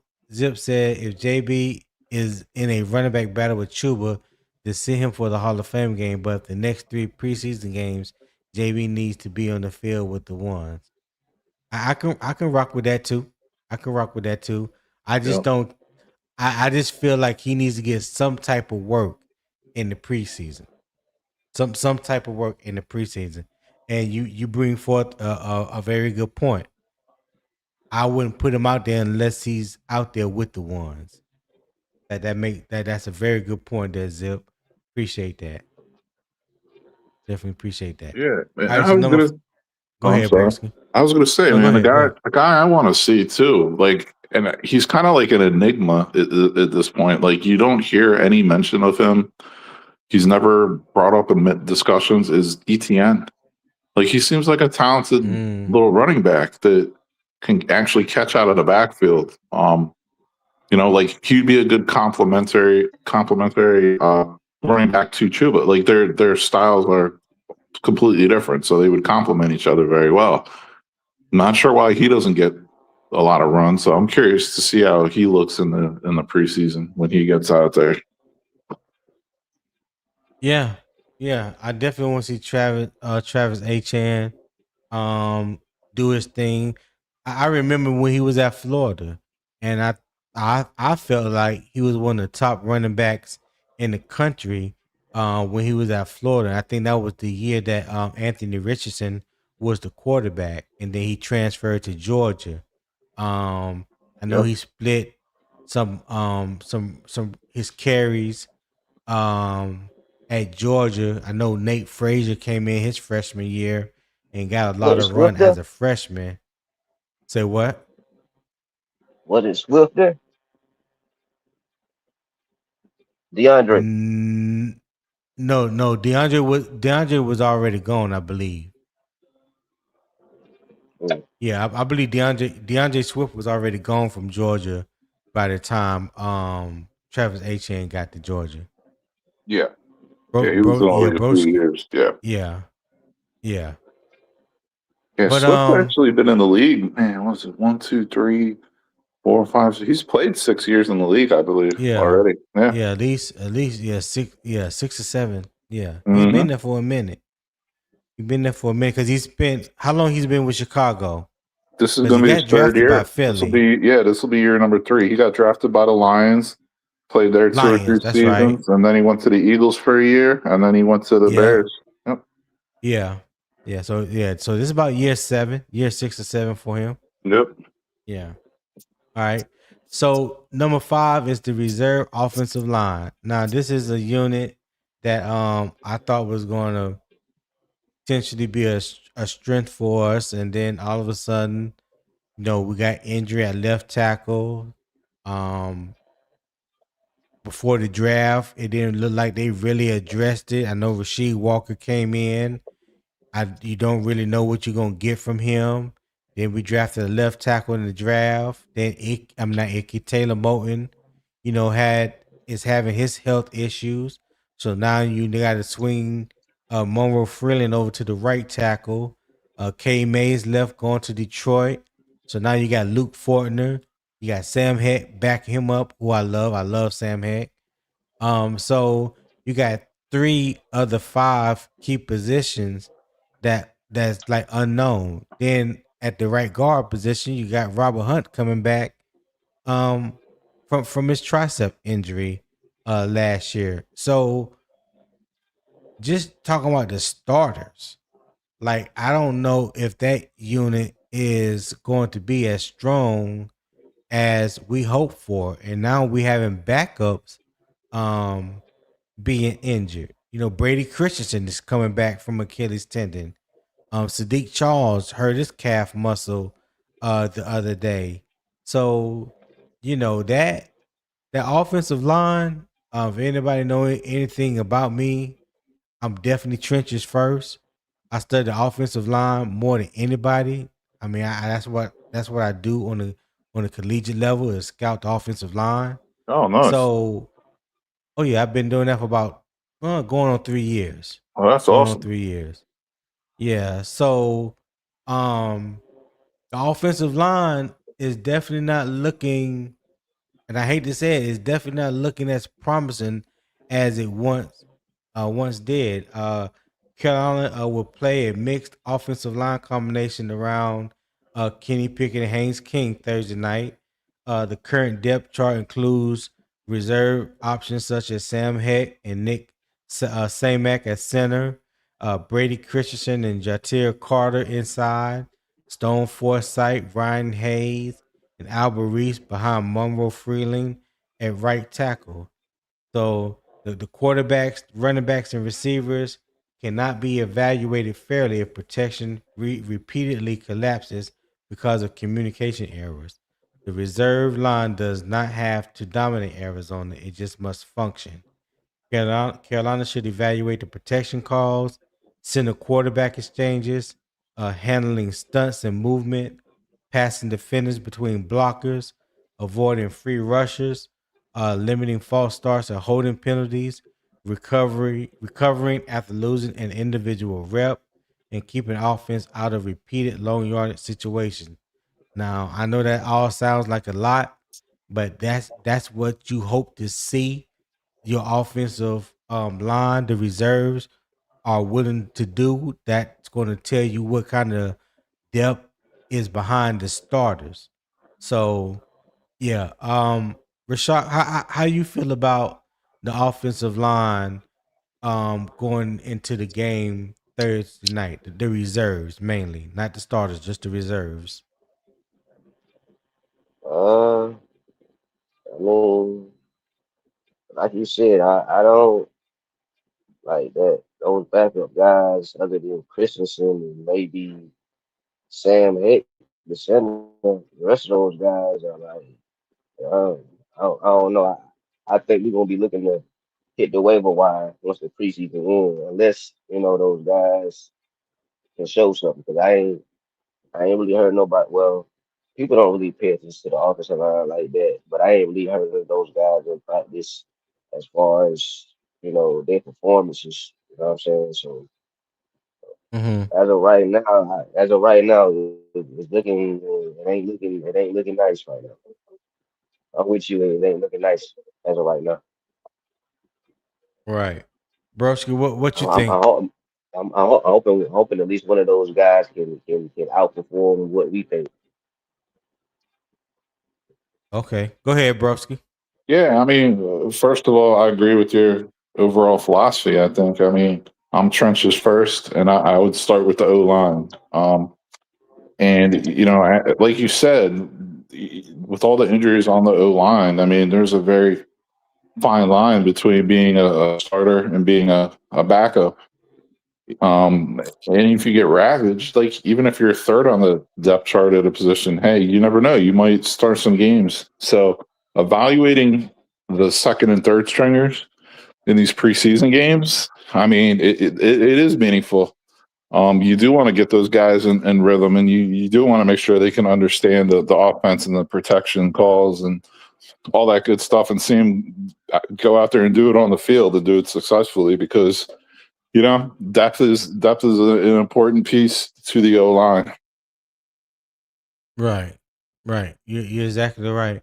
Hey, shout out to Vietnam. He said, "Good morning, Tony Panther Nation, checking in from the first break. From first break, hey, what's going on, Vietnam? Appreciate you for tapping in, my guy. Vietnam is one of the VIP table members on my Patreon channel, so definitely got to shout him out. So, hey, appreciate you for tapping in, and hit that like button for me. I know I didn't post anything in Patreon yesterday, but it will be some posts today fed down. So check it out, my guy. And also don't forget to support the show, y'all. Don't forget to support the show. Hey, Hey, appreciate it if Tone, you will. So, what? Yeah, go ahead, broski. real quick, man, I got to drop, man. I got to get going, but thank Okay. you for having me on the show, man. It's always a pleasure. You guys have a great day. All right, you too, man. Appreciate you for hopping on, broski. All right. But yeah, show love to the channel, man. There's like 72 people watching right now between the two channels. If you're enjoying the content this morning, hey, scan the QR code at the top right. Support the show. You can also hit the link in the YouTube chat. I would greatly appreciate that as well. Give, donate whatever your heart desires. Buy me a cup of coffee and a muffin this morning. That would mean a lot. I would greatly appreciate that. $25 is my daily goal. That's it, $25. So help me reach my daily goal, okay, guys? I greatly appreciate that. So we're going to go ahead and transition real quick into the halftime spotlight. All right, so Thursday will test Carolina's developmental depth. Seattle will eventually test Carolina's complete roster. The Panthers host the Seahawks week 17 on January 3rd, on Sunday, January 3rd, 2027 at Bank of America Stadium. Seattle is not simply another first place opponent. The Seahawks are the defending Super Bowl champions and represent the complete team standard Carolina is attempting to reach. Now, I attempted to talk about the Seahawks yesterday, but old Bryce Young definitely dominated the conversation yesterday, pretty much the whole time. So didn't get around to it, but we can get around to it today. So let me start with the facts first. Seattle returns quarterback Sam Darnold, offensive player of the year Jaxon Smith-Njigba, all 5 starting offensive linemen, and most of a defensive front that played a major role in the team's championship. The Seahawks added a larger offensive role for Rashid Shaheed and drafted running back Jadarian Price in the first round after Kenneth Walker left for Kansas City. Zach Charbonnet is working back from an ACL injury. All right. So Seattle is difficult because it has several paths to victory. The Seahawks can create explosive passes, run behind an experienced offensive line, disguise pressure, control the line of scrimmage, and force opponents to solve problems after the snap. Carolina cannot prepare for one start or one scheme. The Panthers must prepare for a complete operation. All right. So, Seattle returns most of a defensive front that helped the Seahawks win the Super Bowl. Mike McDonald's defensive structure is built around changing pressure appearances, creating uncertainty, and forcing quarterbacks and offensive lines to communicate. All right. So, Rashad, Carolina protection identity. I'm sorry. Can Carolina protection identify Seattle's pressure presentation?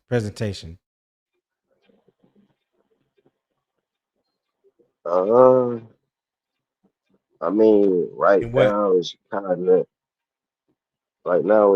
of because we got 2 new tackles, so it's like we got a rookie, we got Walker.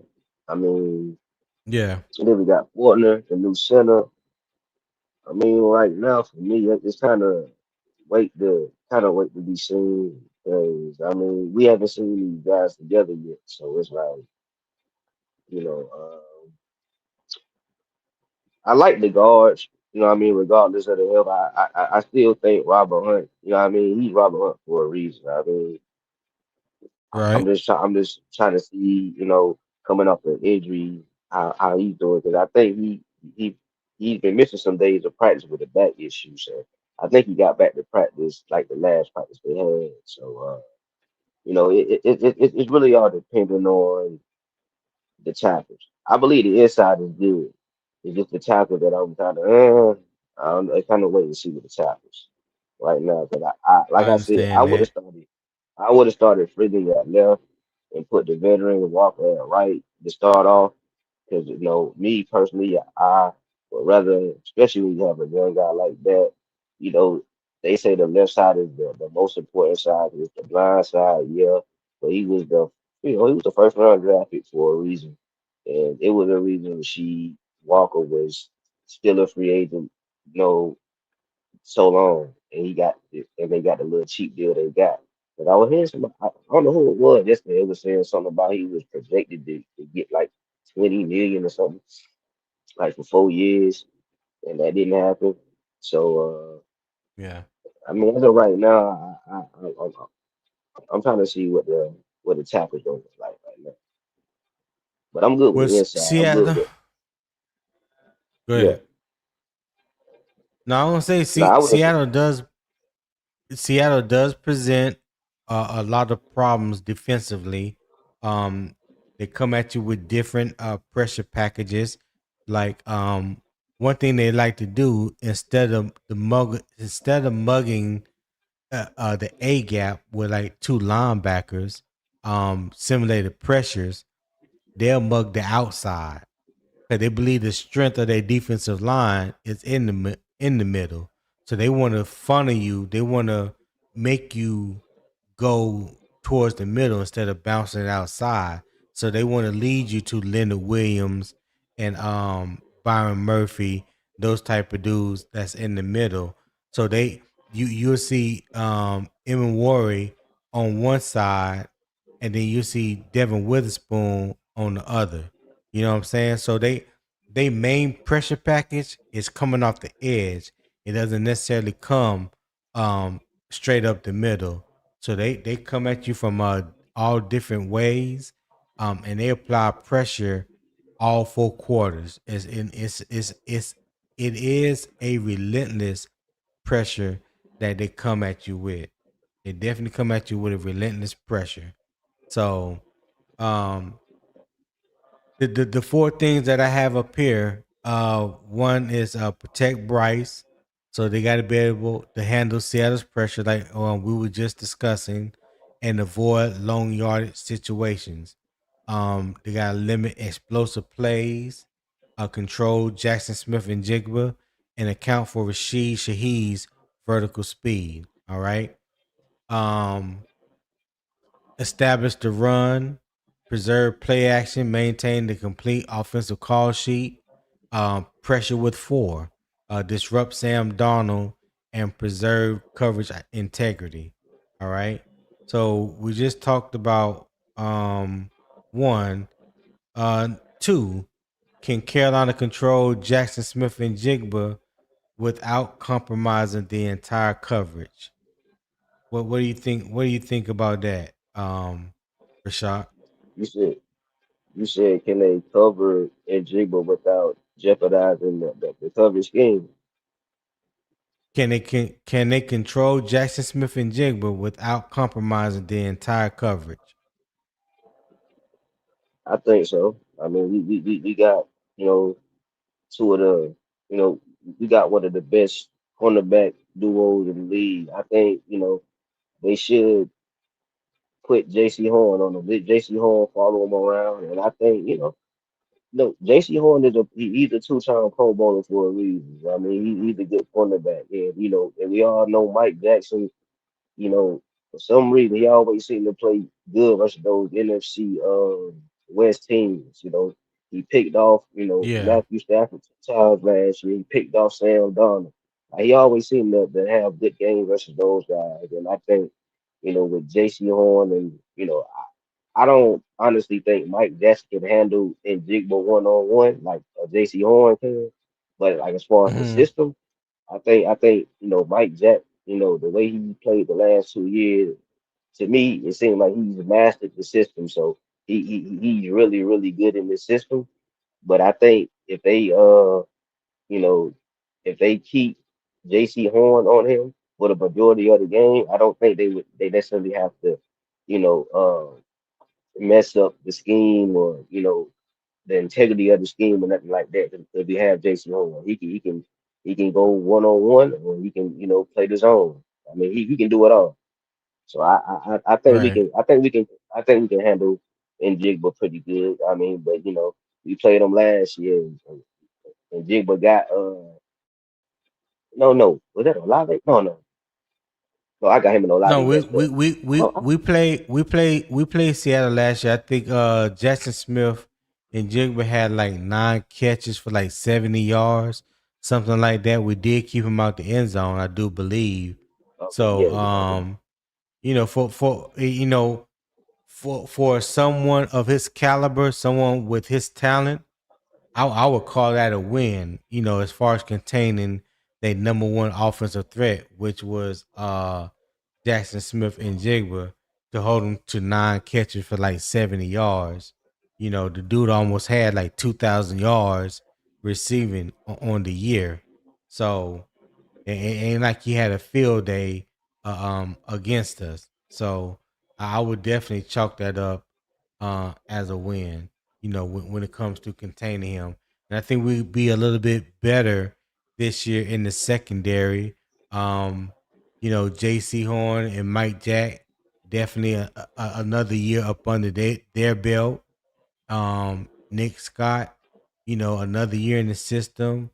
Hopefully, he can build off of last year, which I think was definitely better than his first year in Carolina.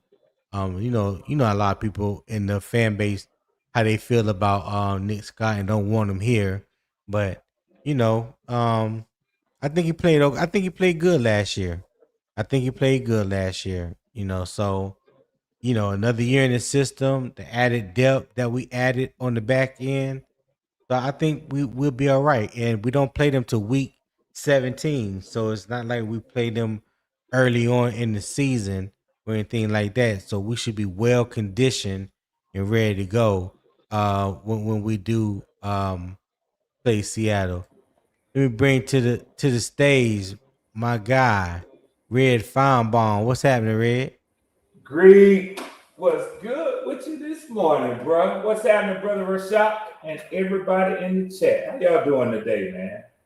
Man, I can't call it, man. I Yo, can't call it just another day trying to provide the wonderful people of Panther Nation with some good reporting. That's about it. What you been up And to? that's what you do, man. I've been taking a little time, as you well know.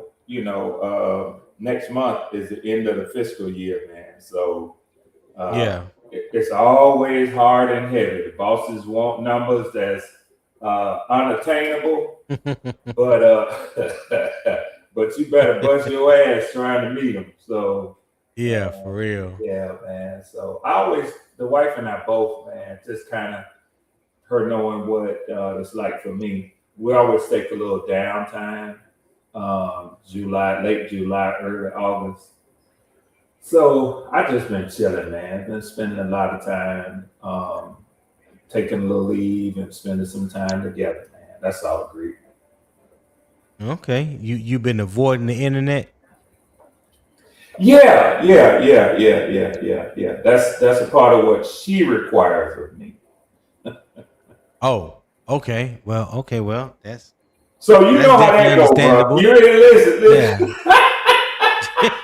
You left that alone quick, boy. You left that one alone quick, Tony. Hey, ain't much conversation to be had when No when you sir, bring the no misses sir. into it. Yeah, And Tony, ain't for even them nothing who to really don't talk about. understand that, either I feel sorry for them or I feel sorry for Mm-hmm. them. You know what I'm saying? So either way Yeah. it goes. Well, Hey, but well, to well, what well, Rashad, man, Rashad done shocked me if I made this morning. Rashad is adding some. okay. Not that Rashad don't always add very good commentary. It's just plain nonsensical this morning with Rashad. I said, damn, I need to hit the link to ask Rashad what's going on. He ain't glazing too much. He ain't down. I don't know when the last time I heard Rashad like this, man. shit, I feel like I'm always like this for real. Shit. I mean, No, no, I take your no, word no. for it Don't though. say that. I can't say Well, that, Yeah, I mean, Shot. yeah. But Can't say yeah, that. I hey, damn sure been looking for you. I damn sure been looking for you. Yeah, 'cause I started seeing them injuries hitting y'all hard too. I'm like, shit, Hmm? goddamn, red like one. I said them injuries, the injury bug, been hitting Oh y'all yeah, hard. I don't talk about them too much because they come to every team, man. You know, Yeah, you take the field with who's helping. That's the way it goes. And one of the reasons why I don't care too much for preseason, but I understand how necessary it is. You feel me? mm-hmm. So, but interest in Rashad, and not to get too much into that because I know that's not the portion of the show where Tony is. But I tell you this, man, I did think about it. And one thing that did come to my mind is the importance of not just depth when we say next man up, but quality depth. You want to have replacement level depth. And what I mean by that is, Facts. not just somebody who can line up, oh, hey, next man, get in there, get in there. All right, so yeah, that's depth. That's the next man up. Tony, you feel what I'm saying? But when you say replacement Oh level, yeah. where the team doesn't experience a significant drop off, you know? You got to Facts. have Bingo. that man behind them starters, Tony and Shaq. Yes. And that's something that I have tried to get people to understand when we talk about the depth at certain positions. Like for Carolina, you can't compare the depth behind the inside linebackers, to the depth that's behind the outside linebackers. You know what I'm saying? That's those are totally different depth charts. You know what I'm Yeah. saying? It's a difference. It's a difference in rolling off the couch and hitting the floor than as opposed to just jumping off the second story, of a building. That's right. That's a big difference. You know The what I'm hell of a saying? drop off. Yeah, yeah. So that's why we're trying to get people to understand, because not just in the NFL, but it also happens in college, high school. You want to have a 2 deep rotation. That's Even right. if your backups aren't starters, you want them to be good enough to where they can be looked at as a starter that's just not starting. Yeah. If that makes sense, you know what I'm Yeah. Yeah. saying. You don't want to just throw a guy out there and say, "Oh well, we got so and so let's just throw him out there just to plug a position and hope we go for the best." Well, Yeah. if that's how you feel, then you already done messed up. And, You and, know. and Tony, to that point, and no disrespect to you, Rashad, but I do differ with you quite a bit when you mention playing your critical starters. Like when people talk about, oh, I want to see the quarterback get out there. Okay, all right. He need to get hit a certain amount. Oh, I mean, I understand if that's the way that you feel, but economically, fiscally, that's not responsible. Right. And you know what? People can talk that shit about quarterbacks, and I'm not calling on anyone in particular because I'm in no position with my 2 potential starting quarterbacks to take a shot at anybody. But what I'm saying is, it is such a specialized position, and it carries so much responsibility that people act like, oh fuck, if the starter get hit, just Joe Burrow go down, just roll in the next man. Nah, Joe Burrow go down, you pretty much can kiss the hopes that you had for your season away. Pretty much. I ain't saying that it won't happen. But Right. if you go to Vegas and play the odds, you better put your odds on a losing record. And now you can plug in any other starting quarterback across the NFL that you want to. I ain't took no shot. I ain't called no name. But you plug in any other starter, because the drop off between what a team can pay their starter and the next man up, you're not gonna get the same product on the field. Like Tony said, you ain't finna roll off an air mattress onto the floor 18 inches and a second level quarterback. You try it. Wake up. See how you wake up in the morning. Yeah, roll off of that second floor and see how you wake up. Yeah. So you went. So I try. you wouldn't play him now. Say what, Rashad? No, I'm not saying that. And even quarterbacks will tell you that they don't feel like the season has begun until they get hit a few times. But I think, like Tony said, the best situation is scrimmaging. That's the best situation. No. Hold on, Rashad. Hold on. I'm gonna tell you this. Kevin Stefanski mentioned in his press conference that his plan is to play the starters some. He said, but he would have more information as to when that's going to happen. He won't play them in the weeks that they have scrimmage against a team because there won't be a need to. They'll get all the necessary reps with their ones during those weeks. He said, but traditionally, week 1, they'll see some action. And he didn't say it, but I could tell all the other comments that he made was, if something unfortunate happens, then you've got about 3 weeks to get them ready to go again. He said, then the way our schedule breaks down, we have scrimmages against the team we play week 2. He said you won't see them in that preseason game. And week 3, they may have like a little dress rehearsal. So I like that because Raheem came in here with that mindset. He don't play his starters at all. And I did not like that. So although I agree with you a little bit, Rashad, you got to be real careful. I mean, maybe 1 or 2 series is all you need to see your starters for. Fuck that. The whole preseason? Some starters, get them out of there after that. You talking about the whole preseason? What'd you say, Rashad? 2 or 3? No, he said he only want to see 1 or 2 series. I'm talking about the whole preseason or just in that first preseason game? The whole preseason. No. And say like in this case, we're down to 3. So okay, so let me take y'all. All right, let's keep it Panther specific. I can do that. I'm honest enough. Your starters, as y'all already know, and y'all's head coach had told y'all, you're not gonna see them in this Hall of Fame game. Why would anybody expect that? No team ever in the Hall of Fame game plays their starters. You want him to be some sort of new stupid fool? That ain't gonna happen. If you're looking for that, you need to. I don't know what to tell you.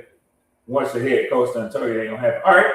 So week 2, and I see Will just put in there. Y'all have 2 joint practices.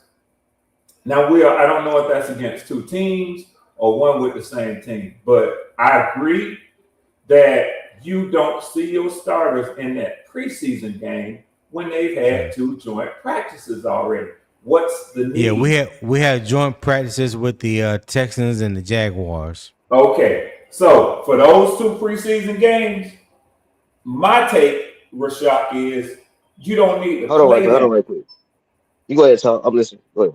Okay, my take is, and this just Red Swarm, ain't got shit to do with what Dave Canales is going to do for y'all fans. But my take is you don't need to see your starters when they've had those scrimmage games, which are, if you ask players, more intense, and they get to see more in those scrimmage games. Exactly. So I understand the fans want to see it, Tony. You feel what I'm saying? But this man got to manage a whole season, not just 30 minutes of a production for fans to say, oh, I'm happy I saw that on TV. Okay, forget that. Maybe that other preseason game, you get 2 or 3 series from your starters. 2, if they click right off the bat, drive down the field, boom, boom, boom, in the end zone, give you a second one. If the second one looks a little stagnant, maybe we give you a third. But after that third one, fuck that. Because most teams only get 2 or 3 series in a quarter anyway, if you're lucky. So that's it. That's all you need to see your starters. And that's a big enough risk right there. And anything beyond that, I don't know what sort of depth that we talked about earlier, Tony, you got behind your starters, but you better be loaded with that risk. Right. That's the same thing I said earlier when I was. Go ahead, Rashad. Go ahead. No, that's what I was saying. Like, I'm not saying put him in the Hall of Fame. What I'm saying is that first official preseason game, I want to see him for like at least 1 or 2 series. In that third preseason game, I want to see him in there for at least 2 or 3 series. That's what I want to see. That last game, I know they ain't gonna play. It's only the first 2, not the Hall of Fame, but the first 2 versus the Bills and the Jags. Even though they do got a joint practice with the Jags. Yeah, but what he's saying though, the same thing I said to you earlier though, Rashad. Outside the Hall of Fame game, we got 3 preseason games, and 2 of those teams we have joint practices with, and typically in the league, when the starters are getting the bulk of the reps in the joint practices, because it's like a glorified controlled scrimmage, you will not see them in the preseason game. They're going to utilize that time to continue evaluating the reserves, the backups, people that's trying to make the team, trying to be on special teams. They're trying to figure out what their 16-man practice squad is going to be. Like there's a whole lot of evaluation that goes on in those preseason games that they don't really get the opportunity to do in joint practices because that is geared towards more of the starters. Yeah, I know that, but I'm saying like they got the Hall of Fame game and they got the last game, which is versus the Houston Texans. And then if you think about it, Mm-hmm. you know, like 1 or 2 series, 2 or 3 series, that's maybe a quarter at the most. If you think about ball control, how much time they run off the clock. Hell, it may only be 2 series, but I want to see at least 1 series versus the Bills, and I want to see at least 2 or 3 series versus the Jaguars. Even though we do play a lot, I get what y'all saying. I don't know if y'all get what I'm saying. No, I do, but I still disagree with you though. I mean, I still Okay. disagree with you. Yeah, I And mean, I think it was set up well. I think the risk is just too great, man. You know what? And I'm gonna say this yesterday, man. And that's why, like I said earlier, when you hit me with this when I came on, uh, and even though I didn't go into depth, I try to address it. My dog, Jonte Rozier, is in the chat, and he talked about the depth that we have behind the pass rushers, and I agree with that. We had big plans for Jalen Walker this season, and I was a little bit deflated, you know, when I got the news yesterday. And I know y'all can relate to this because, in essence, very similar to the seasons that he and Nick Scorton for y'all had last year. I mean, Right. Jalen had 5.5 sacks, Nick had 5. They both emerged as big potential play guys in y'all's defensive scheme. They were counting on Jalen to be used a lot, actually, to play him to be the replacement kind of for Caden Ellis in Jeff Ulbricht's scheme. I'm not going to lie to you. I felt that blow, but at the same time, you have to know that you've got to be able to replace that. Now, what's the sense of continuing to run the risk? And this is where I differ with you at Rashad. Running the risk, and I'm not saying that putting them on the sideline and bubble wrap. They're still going through preseason training. But, man, just unnecessarily putting your starters out there for 2 quarters when other teams may be evaluating their rosters. whoa. I ain't saying 2 quarters. I said series. And you saying in each game? 2 series, yeah. In each game, in each of them other 3 preseason games in y'all case. No. Not the last game. Not the final preseason. I'm talking about the 2 games. The first one and the second one, not the third. All right, so let's be First specific. Now, Tony and Will have already told you that y'all have scrimmages against those teams. But I hear what you're saying. You're saying you would still like to see the starters on the field some in the actual preseason televised game. Yeah. I still differ with you, and it's unnecessary because now, and I don't know if you know this, you probably do, but the coaches meet prior to these scrimmages. And like Tony said, they have a script. They go over, this is what we're trying to accomplish. This is what we need to see from your offense or from your defense. And they throw it at them. That's what I don't like. Okay, that's fine. I get that. But the players do. Because they beat up on each other as teammates in their preseason. You see scuffles and fights. They like to at least go against different players from a different team. It helps them get their intensity up for a game environment. But it's more controlled. In a preseason game, it's not controlled. You put Jonathon Brooks, Bryce, Ted out there, and somebody else got their rookies in that second series that's hungry to make a name for themselves. And somebody, when Ted goes up for a catch, somebody just take his leg out from under him, hurt his shoulder. Now you're missing your star receiver for 6 games.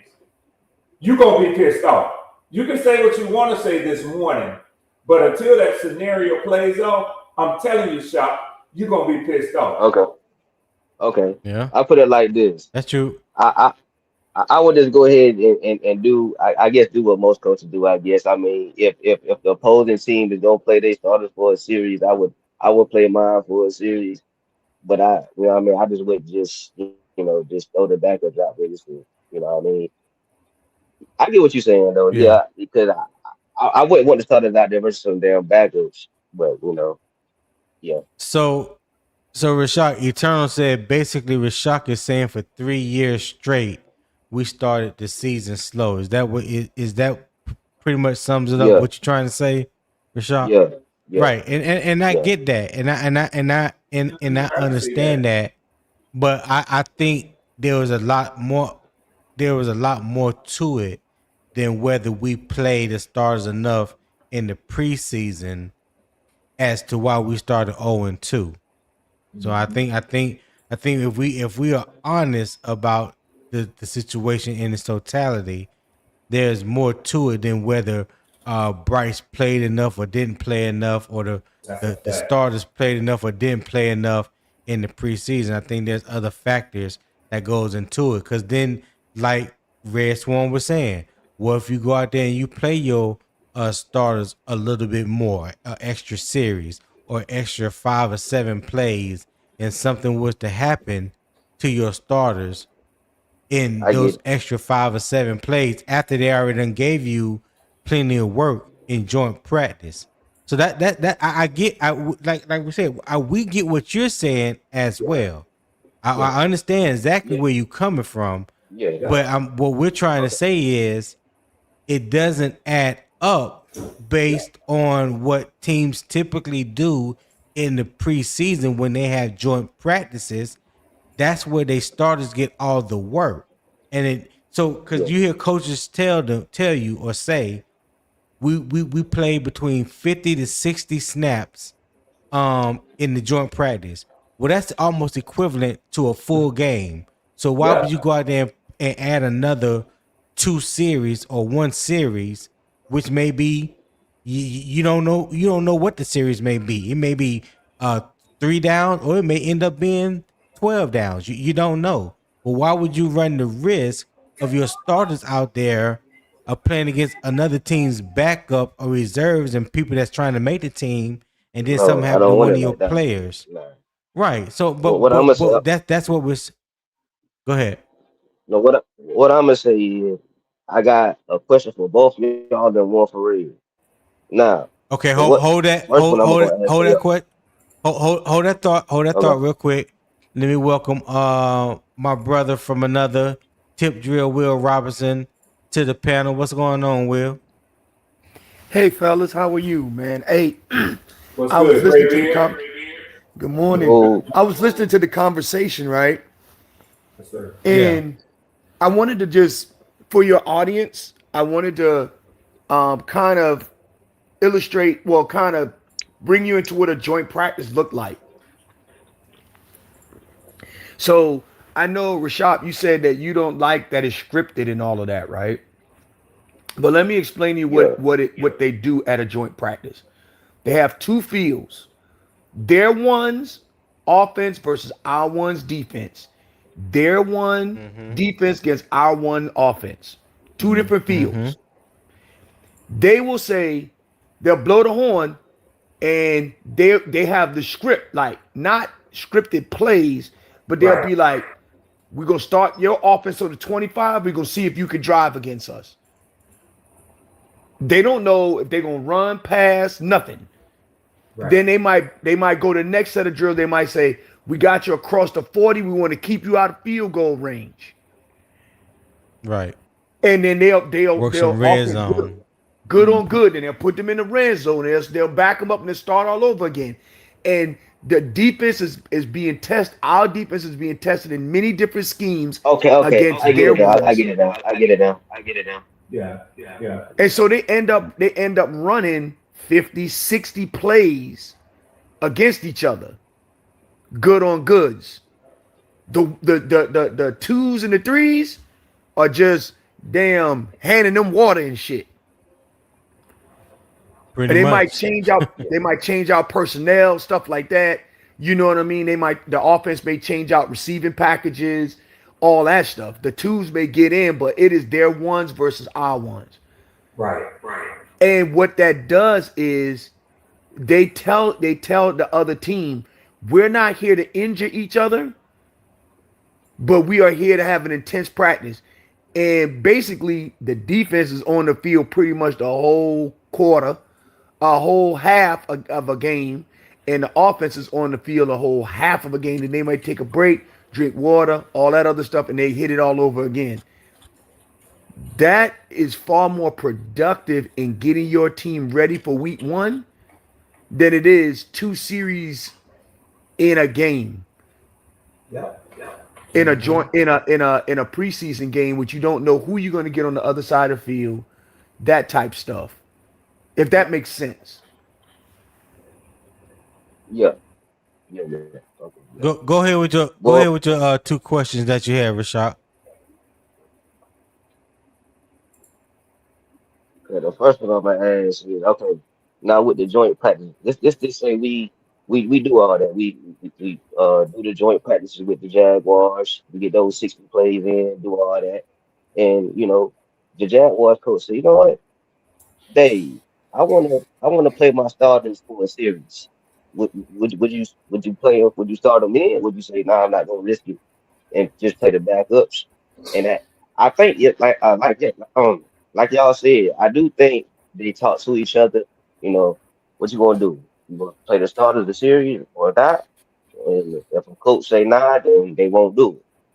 But in the second question, I want to ask Reed, because y'all don't got no quarterbacks, right? Well, y'all got 2. They say if you got 2 quarterbacks, you ain't got none. Would Well, you play that's not 2? entirely true. We have 4 right now on the roster, but go ahead. Would you play your started? Well, Penny's not gonna be ready for another 4 weeks, so he out of it anyway. But would you play Tua in any of those preseason games, knowing his injury history? Okay, I would. And as I said earlier, when I was responding to this in Kevin Stefanski's press conference, he plans. Hey, Will, hold on, Red. Will, Okay, turn your all right. volume down a little because you hear Red reverbing. Go ahead, Red. Yeah. So directly, Rashad, you asked me if I would. So my personal opinion is yes.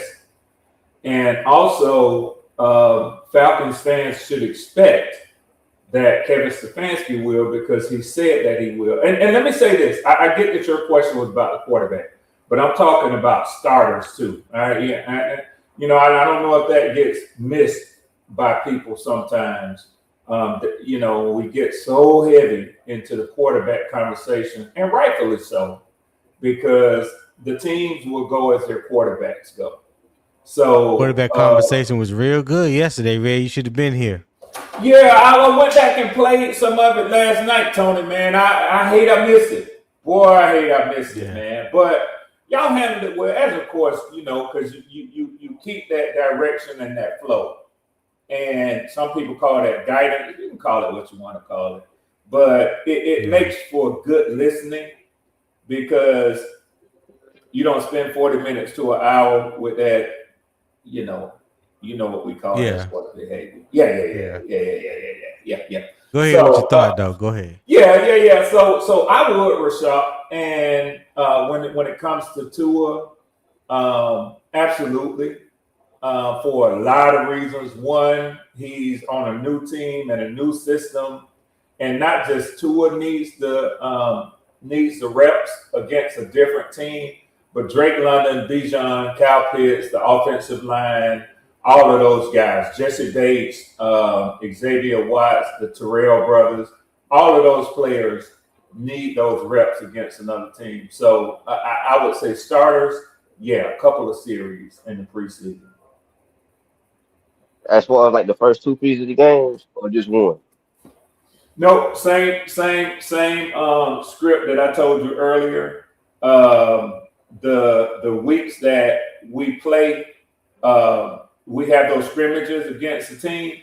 You don't need to see them then. You don't need to see him. You don't need to see him. Okay, that's it. And Rashad, I'm not accusing you of this because I think that your thoughts and what you have expressed is deeper than what I'm going to say. But if a lot of fans were to, look themselves in the mirror, that's strictly for their curiosity.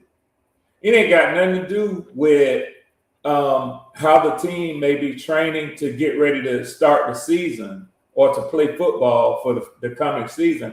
That's just for their viewership and their curiosity. They want to see what it looks like. And I would say, sit your young, impatient ass down and wait 2 or 3 weeks. The season will be done started. See, that's a young man mentality. And when you get older and you're mature, you develop a bit of patience. You say, hell, I haven't waited this long. I can wait 2 or 3 more weeks. I'm happy if the players I get what you're saying. Like, I want to see him play, but at the same time, like you said, I want to see what they can do as far as like on the field. But I ain't trying to risk no injury. But it's like, because back in you remember back in those 2000s, like this ain't the 2000s no more. But they used to, you know what I'm saying? They used to like play at least what first preseason game they wouldn't play. Then the second one they'll play like a quarter, and then in the third one they'll play like a half. And then they come out. But they come out to start the third quarter. Yeah. I remember all that. Of course, I remember that. So that they can see how teams come out of halftime. And somewhere along the way, but they didn't have. The Players Association decided, you know what I'm saying? We're running up the injuries, no matter what you see now. I guarantee you that was part of their argument when they went to the bargaining tables against owners who know that they're going to lose a little bit of fan interest when they don't play starters in the preseason. Part of the Players Association argument was, we're trying to protect our players. Look at what's happening in these preseason games. So, they didn't have joint practices back in the day either. Yeah. Will, we need you to turn your mic up some, bro. Oh, I can't hear you. Yeah, we can hardly hear you. Okay, let me work on it. All right. So there's there's no right or wrong really in this conversation. We like we said, Rashad, we definitely get what you're saying, but we just laid out to you what is typically happening right now in the NFL and why it's happening. Yeah. See, like the first question I asked, I really answered my own damn question because when I was talking about it, I did say the coach when who said it, like coaches do talk, so I'm pretty sure before every game they already know if they're gonna play the starter or not. So it's basically what they agree on type stuff. You know what I mean? If they agree to play a series, then they'll play a series. If they don't, then they won't. So it's not like one coach like I'm gonna throw my thought out there. The other coaches just randomly like, oh, well, I'm not gonna play mine, and it's like they talk so they know. So yeah. Real quick, Will, before you jump in. So Jay Issue says, so should preseason be canceled? What would you say to that, Will? It's about money, baby. So if you look at Bank of America Stadium and you look at the Mercedes-Benz Stadium, it's not about how many people sitting in them seats at preseason games. All them season ticket holders have bought them seats, them games. So I'll give you a great example. I love it when we only have one preseason game, because we only got one home preseason game this year. So I only had to buy one preseason game. I can't give those tickets away. I literally cannot give them away. So the if ownership, I was home, you can definitely give it to me. Hey, No, I'm serious, but No, that's right, but the Tony. ownership, but the owners of the teams get their gate ticket prices were paid for that game in June. July is where I think July is the last payment. If you do payments or July, I think July 1st is the last payment that you got to make on your tickets. So the game is already paid for. So also people also have to realize that when they say, "Oh man, there was nobody in the stadium for a Panther game when we was 2-15 or whatever," the gate prices were already paid for. Yeah. And so when people say, "Oh, they brought Cam Newton back so people can come to the stuff so they can get people to buy tickets," it was already paid for. So as a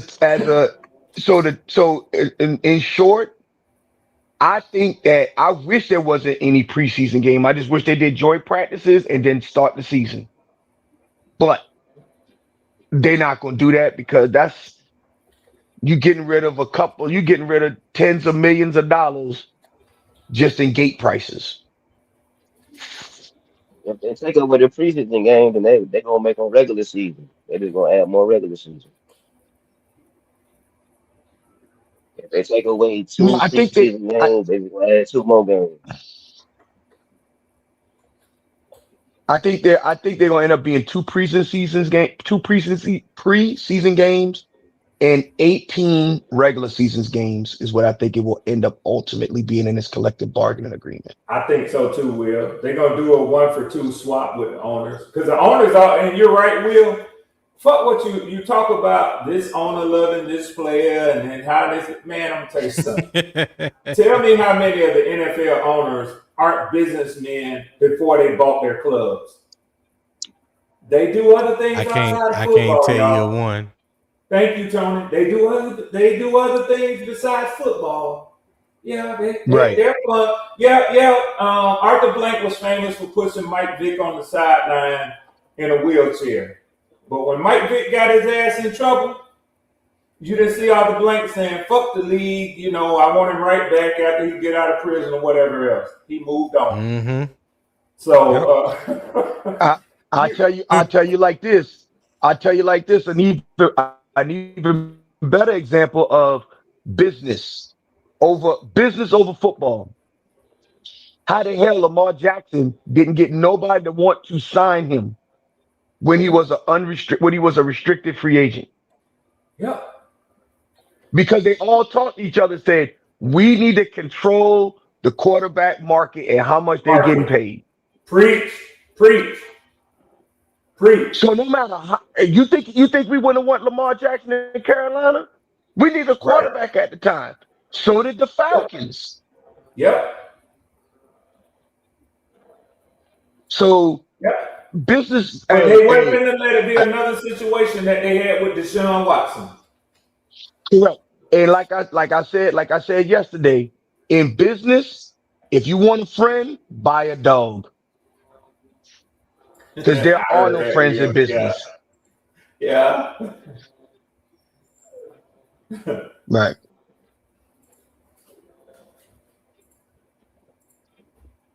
Yeah. And that's what it boils down to. We are seeing, and Will, I couldn't agree with you more. I think that's an amicable compromise. The owners get to keep that revenue, and the Players Association gets to quote unquote protect their players from the nonsensical, even distasteful view of the fans when we lose a star player in the preseason. So And you'll only have one Shout home out, preseason game. that's it. yeah. Shout out to Gary Jones 5580 who says Seattle in the house. Well, we appreciate you being in the house, Gary. Thank you for tapping in. Hit that like button. World champion. Subscribe and join the morning kickoff Monday through Friday, 7 a.m. Eastern Standard Time. So if you are in Seattle, actually, I know that's probably about 4 o'clock in the morning for you. I ain't gonna go in like I wanted to just now when you said Seattle in the house, because we got a whole season to get to that point, Gary. But hey, we don't mind if you be a regular around here. So make sure you come on back now. Don't let this be the only time that we get to see you this season now. All right, definitely appreciate that. So just talking about Seattle real quick, well, before we move on. Up here, just two things. What things that I feel like we need to do? We need to protect Bryce. We need to limit explosive plays. We need to be able to pressure and get home with 4, and we need to establish the run. So Will, when you see these 4 things, what two things stand out to you the most that Carolina need to do in order to be successful Hey, against the Tom. Seahawks? Yeah, what's up, Rashad? Hey, I'm about to get up out of here, y'all. Red, Will. Okay, Hey, I'm man. gonna be listening though. I'm gonna let All y'all right, Hey, I go. appreciate you Rashad. for hopping on this morning, man. Appreciate you for being here. I for sure. Hey, y'all subscribe, like. I fuck with this goddamn morning kickoff shit. You know what I'm saying? But hey, holla at y'all Shock, boy. Already. I meant what I said, boy. Meant what I said, man. It was Man, good go listening ahead, to man. I you hear this your morning. ass. You seem to be Yeah, focused. yeah. You wasn't back and forth between Oh two yeah. phones. I guess you got rid of that Obama phone. But yeah, man. Yeah. I mean, hey, hey, it's working a little better. But go ahead, Red. Hey, you better be ready week 2. That was O2 good. phone, Rashad. O2 phone, Rashad. Hey, I heard you. you better be worried All about right, week Rashad. 2. That's what you better be worried about. No, you All better right, be worried about I'll let your y'all, wife boy. finding out about that second All right, phone. That's what better we'll be holler worried. at you, Not going Rashad. about your business now. I'm not worried about weeks. You better be worried about your old lady finding out you got 2 phones. Oh, here you. Yeah. How about that? I know everybody heard that. He must think I'm some sort of new dummy. I ain't that old. 2 phones. Who the hell? What? Oh my God. Will, Yeah. go ahead. Go ahead and answer the question, man. For Red get started. You know how you do. God, So dog. so I think that we got to be able to handle their pressure packages. Facts. They treated they they exploited the line of scrimmage against us. I I do not know how we were still in that game. We were still in that game. We were still a 1 possession game going into the fourth quarter. It was three, We three, played them. three, 3-3. At halftime.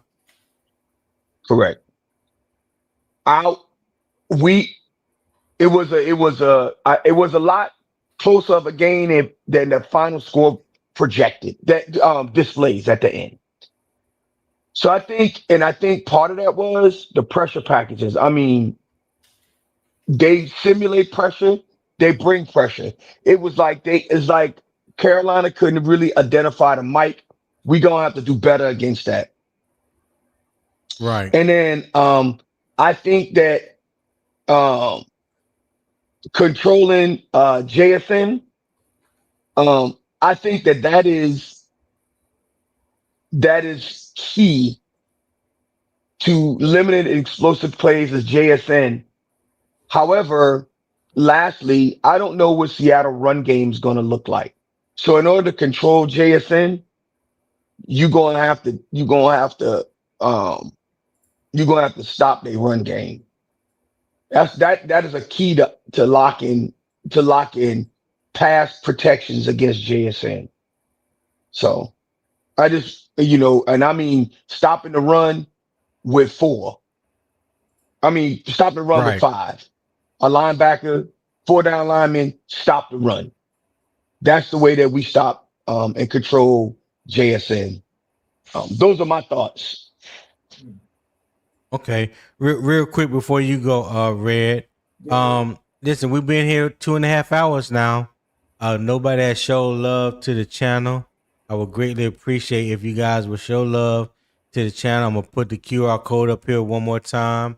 Scan the QR code, show support for the show.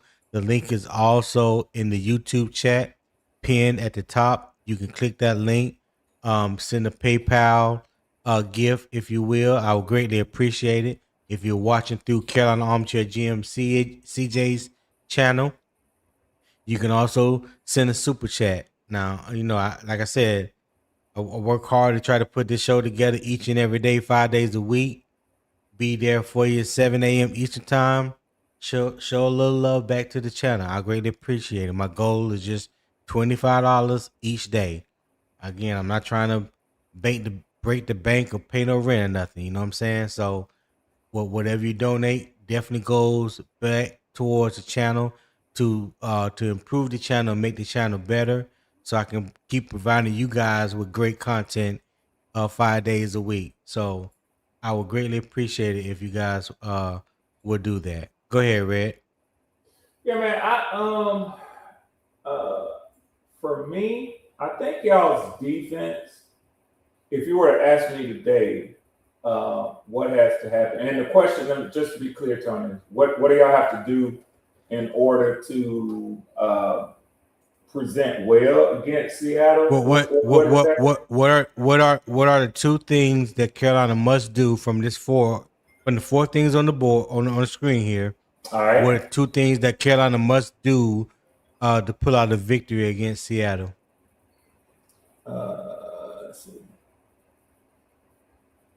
I think y'all definitely got to get pressure with 4, so that it aids the back end in limiting explosive plays. If you get pressure with 4, I think the limit explosive plays kind of comes with that more naturally. Y'all have, and everybody knows this, y'all have one of the top 3 cornerback duos in my estimation in the NFL.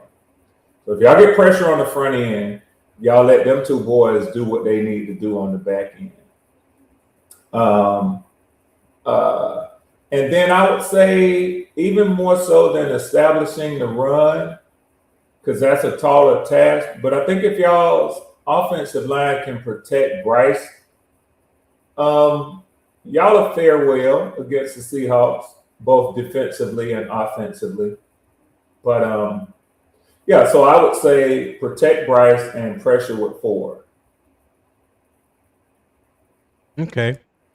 So my last question on this is, and Will, you go first. Is Seattle a bad matchup for Carolina or the clearest measuring stick for the Panthers rebuild? I think it's a measuring stick. I don't think it's a bad matchup. Right. Because when you just look at their passing attack and our pass defense, it's a clear measuring stick. Can we get pressure? Can we stop their number 1 and their number 2 receiver? And then on the offensive side of the ball, from our offensive perspective, can we run the ball and can we protect Bryce on a drop back and complete the pass, keep the sticks moving, control the game through the clock? Can we do those things? Those are clear measuring sticks against the defending Super Bowl champion who is reloaded. They had some additions, but they've had some subtractions, but they've had some additions as well. So to me, it's a clear measuring stick. Okay. Red, what you think? I would say that it is more of, now what was the other one besides, and Tony, I apologize, I had to take a phone call. I'm up here talking about Red Shop and look at my ass.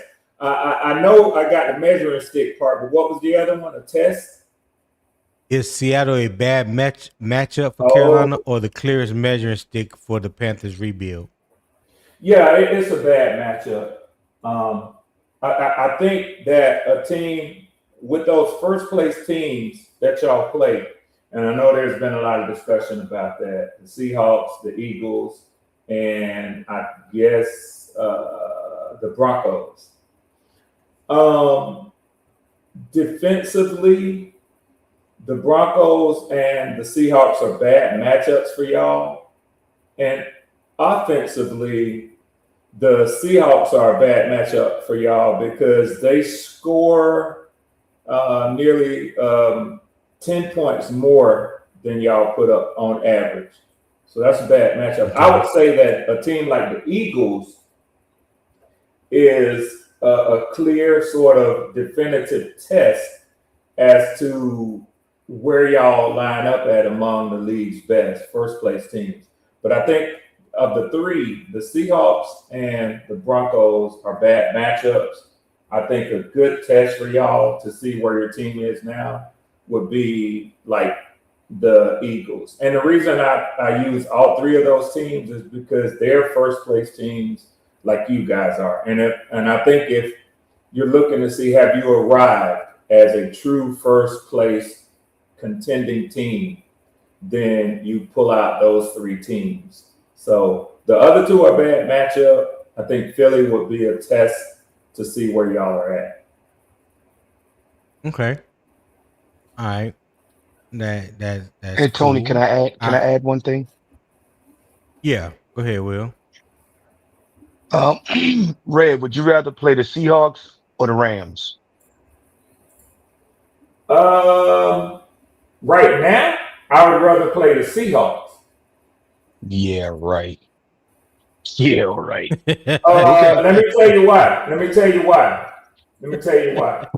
You, as well as I, know that the Rams possess a juggernaut. They are, in most analysts' view, the number one ranked team preseason coming into the season because of the addition of Myles Garrett. And there is much talk that Aaron Donald is going to return for a full season. So you can take lightly what I said, but I would much rather play the Seahawks with the losses that they have. And I watched them, by the way, last night on Hard Knocks. I would much rather face them than this Los Angeles Rams team that they're planning to roll out this year. That's what I'm getting at.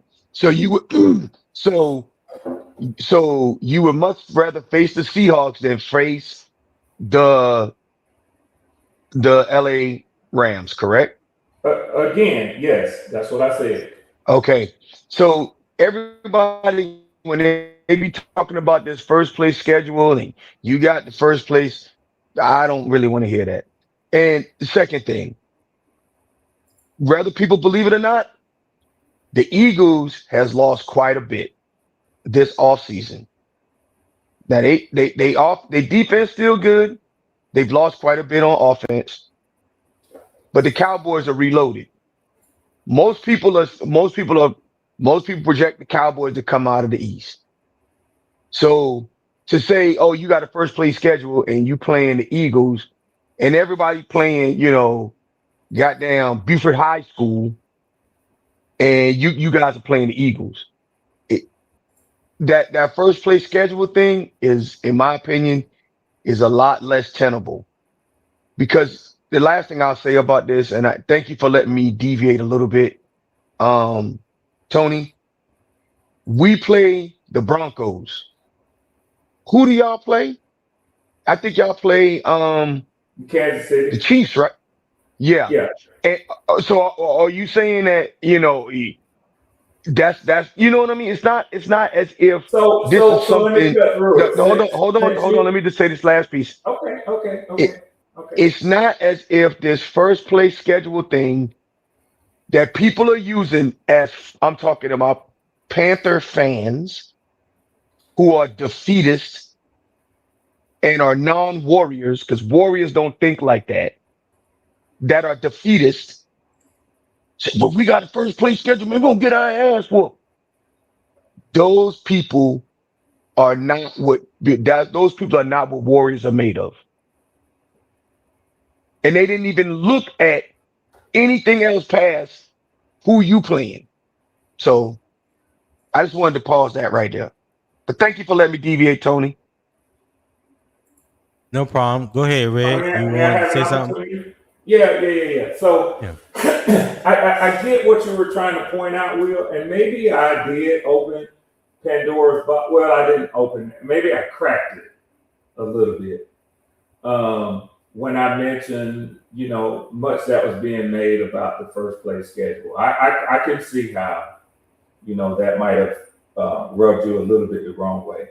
But I did make an attempt to answer the question that was posited by saying, of the first place teams that y'all play. And let me just ask real quickly. This is not to stir anything, but you do play first place teams in those three, correct? Yes, we played a winner of each one of those divisions. Okay, so I was trying to remain straight line with my response to Tony when he asked about a challenge or just a test. And I keep using the term challenge. That wasn't what he said. Forgive me, Tony. Right.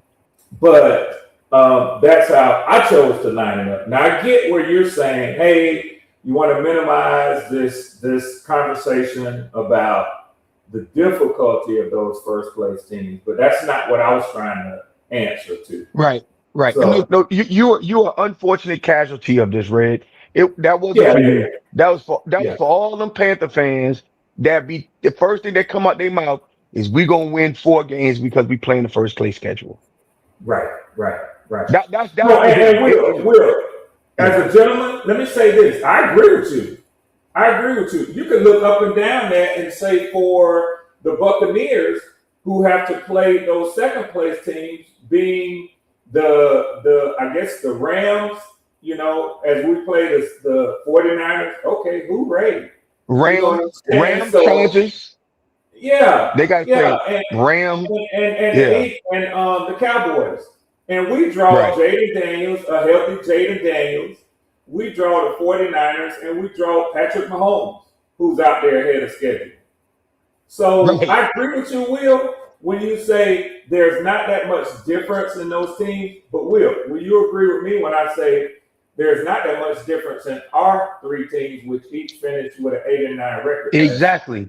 I don't disagree. That's what I'm saying is we all left the division 8-9 last year.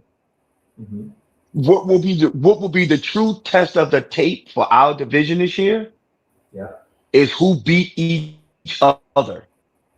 Yep. Not I agree. Who got the first place schedule. Yep. I agree. I agree. My bad. I think that's what's going to decide our division. Is how we fare interdivision against one another. That's what's going to decide this division. Mm-hmm. Look at y'all two agreeing. Won't he do it? Won't he do it? Won't he do it? Yes, he will. Won't he do it? Yeah. Look, the Red didn't like that. That hurt him to his heart. That hurt him to his heart. It did. Tony, you know it did, Greek. You know damn well it did. Oh, gray beard. God damn it. Hey, but that was just for everybody else, in general, Tony, that's been saying a lot, have been making so much of the first place schedule thing. Yeah. And then also, Tony, I gotta send you, before I forget, I need to send you an article that was written by Scott Fowler about Bryce. I'll send it to you. I don't know if you got a subscription to the Charlotte Observer, but if you don't, I think I can. If you don't, I think I can screenshot it in a way where the article is not that long, but it's a really good article about Bryce and the practice that's been going on. I think it'll be good information for you as you build content for your next series of next week or something like that. You might think about. But anyway. Okay. I'll check it out.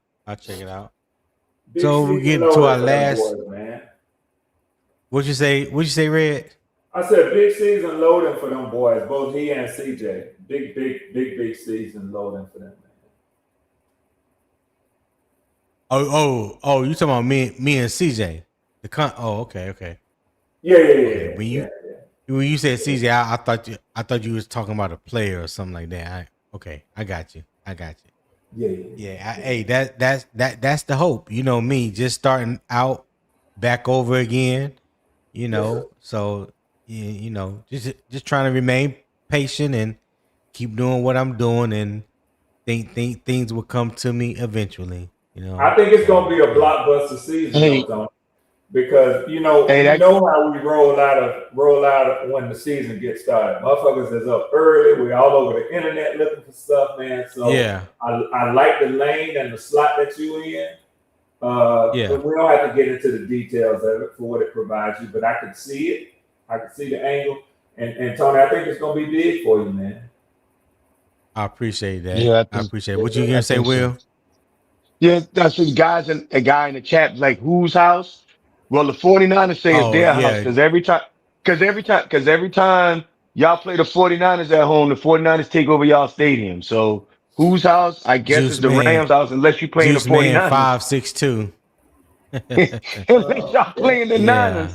And the 49ers are upset because the Rams home game against them is in Australia or something like that. So they was like, they sick us taking over their stadium, so we gotta go all the way to Australia to whoop their ass. Oh oh wow. wow. So so I'm just letting that's NFC West beef. Just throwing that Yeah, at there because he put the Who's house in here. Just thought I'd give some yeah. context around the Who's house thing. Yeah, I saw it. I saw it. You know, hey, I'm gonna put it up there, but I didn't feel no need to address it. It was nothing, no need. It was nothing to address. So hey, fan for your team. How you fan for your team? I ain't tripping. I ain't tripping. Hey, But the because I second done been in half, chats before. I done jumped on say, people's yelling, jumped in people chat yelling, keep pounding. So I get it. oh, I did that. Hey, speaking of, just take a little slight detour for a minute.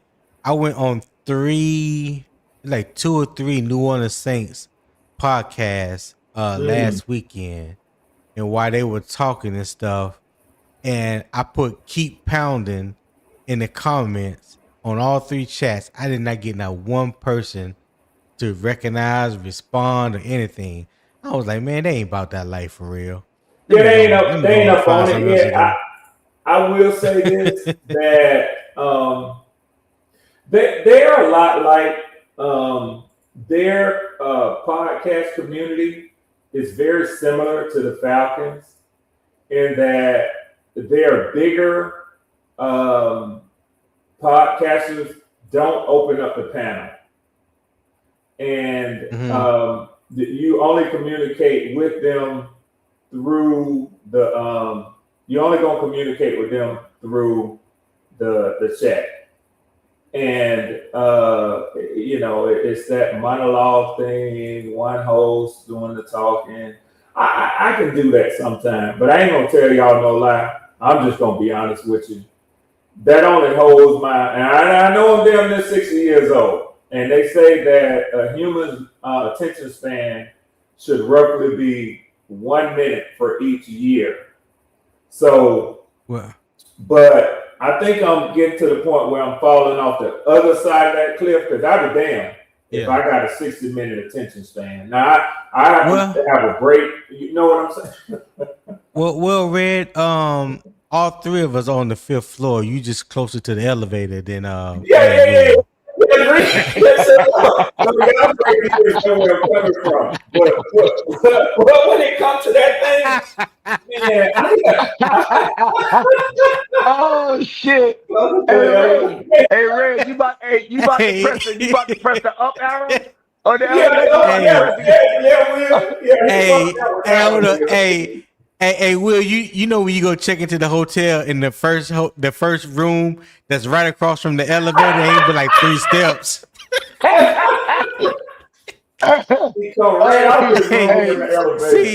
See, me and Will down at the end of the hall. We ain't in the last room, but we like maybe 1 or 2 doors from the end. You right across from the elevator. Yeah, you right across from the elevator. Damn, Tony. Damn. Now, you know what? I am not going to be able to get those comments out of my head. Damn, Tony. Oh, God. I'm crying real tears. Hey, that one going to live rent free for me for a little while, right? Yeah, he got me. He got my ass with that one. Oh, God. Damn it. Oh, okay. So, yeah, all right. Hey, but quiet as kept. I want y'all to look at what Native Kalu put. Now tell me this ain't a name for a podcast. Three Wise Men. I love it. Three wise Three men wise. on the I pod love right it. now. I love it. I'm just saying. I'm just throwing that I out love there. it. I'm I just love saying. it. I love it. Yeah. Shit, I love it, man. Hey. I love it. Yeah. I like Yeah, it. that's I love what's it. up. I'm Hey. telling you already. Yeah.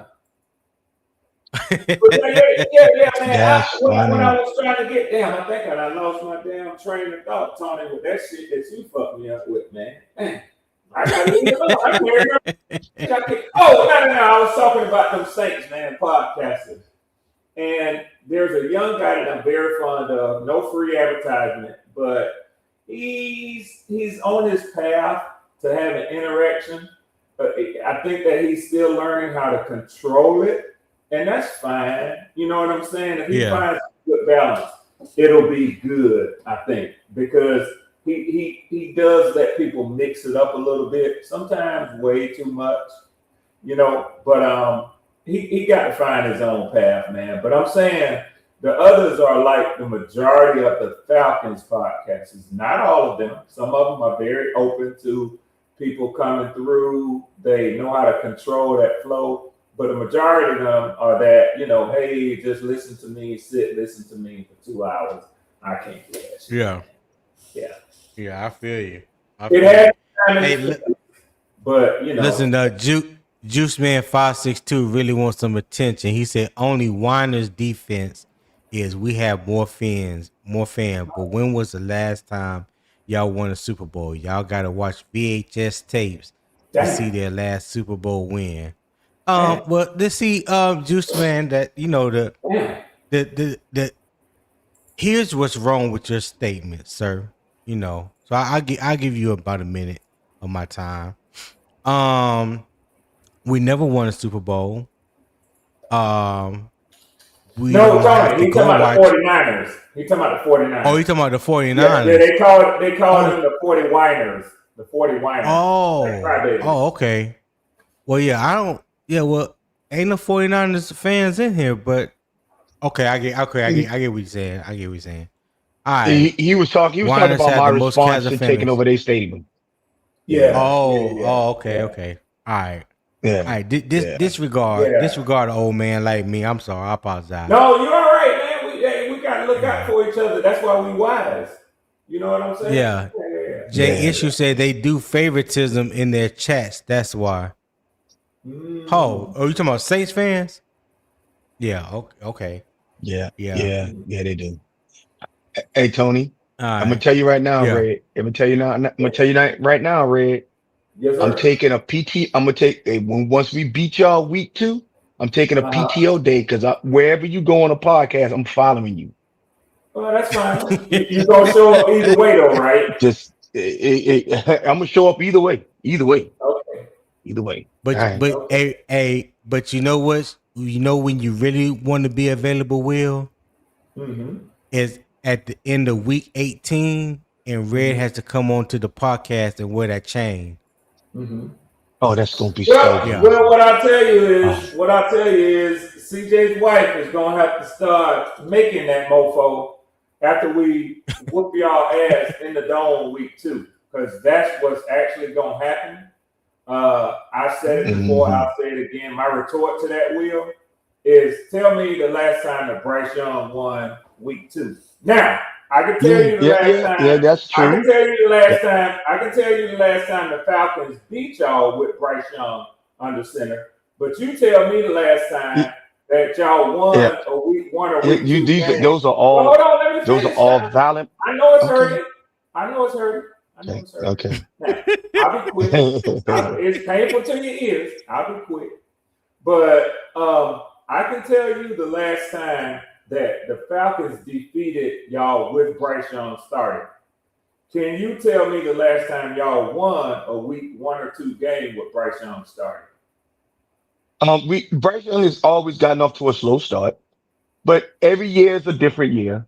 So if you're talking about Bryce Young year 1, we lucky if we won any games year 1.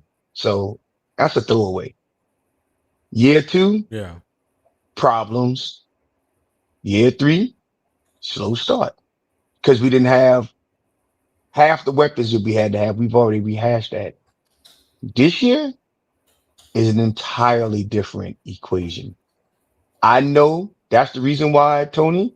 I'm gonna try to send you the Scott Fowler interview, this Scott Fowler um Article. article, because I don't want to get over my ski tips, and I need you personally, this is your job, to keep me from jumping off the edge. Okay? All That's why right. I'm sending it to you. It is purely designed to keep me in a cage, because you know how I get. So All right. I So believe that we're gonna. I have no doubt that we going into Atlanta and beating Tua week 2 in Atlanta. I have no doubt. Yeah. so Tony, watch I have this. no doubt. So Tony, watch this. Watch this. I'm gonna challenge you as well, Tony, since you have no doubt. Can you tell me the last time the Carolina Panthers won week 1 or week 2 with Bryce Young as y'all starting quarterback? We haven't won week 1 or week 2 with him as a starting quarterback. See how easy that There's was? there's nothing to tell. I said you have a valid point. I didn't But have you to never say. said, you never said yes or Okay. no. No, we haven't. And Okay. that is a statistic, that has almost no fact bearing on Well, the to you, current problem. well, hold on. It has That's what 100%. It has uh 100% when it comes to being factually correct. No, it's factually correct, Yeah. right? But that has no facts bearing on the current problem. Nor does, okay, so in fairness, does the fact that the last time the Falcons beat y'all with Bryce Young as your starter was September the 10th, 2023. See how easy see how smooth I NFL game ever. See how smooth I answered the question? Because this has been your talking point for 5 years. It it was his absolute first NFL game he's ever played, with his number one wide receiver being DJ Chark. Mm-hmm. Come on, man. Will, let me ask you a question. Was his game against the Jacksonville Jaguars and the Arizona Cardinals his first games in the NFL last year? No, it wasn't. I am not making any excuses. What I am saying is I believe that those losses have no facts bearing on what will happen week 1 and 2 of next season. Guess what, Will? I agree. And what I say is touche. I agree with those wins. Will have no bearing on what will happen weeks 1 and weeks 2 this year. Hey, Eternal. Let me explain something to you. Eternal. All right. If everything was a yes or no answer, there'd be no reason to read a book. So why even say some crazy shit like that? Context matters in everything. You know, Eternal trying to get up under your skin. Yeah, he working it. He working it. Get somewhere and sit down, running my light bill up. Eternal, you can hit that super chat. That's what you can do, my boy. I greatly appreciate you. Yeah. I'm looking forward to the start of the season against the Steelers, and I'm looking forward to the week 2 in the Dome, my first home game of the season against y'all. Oh, I'm gonna be right in there too. Yeah, I'm looking forward to week 4. Yeah.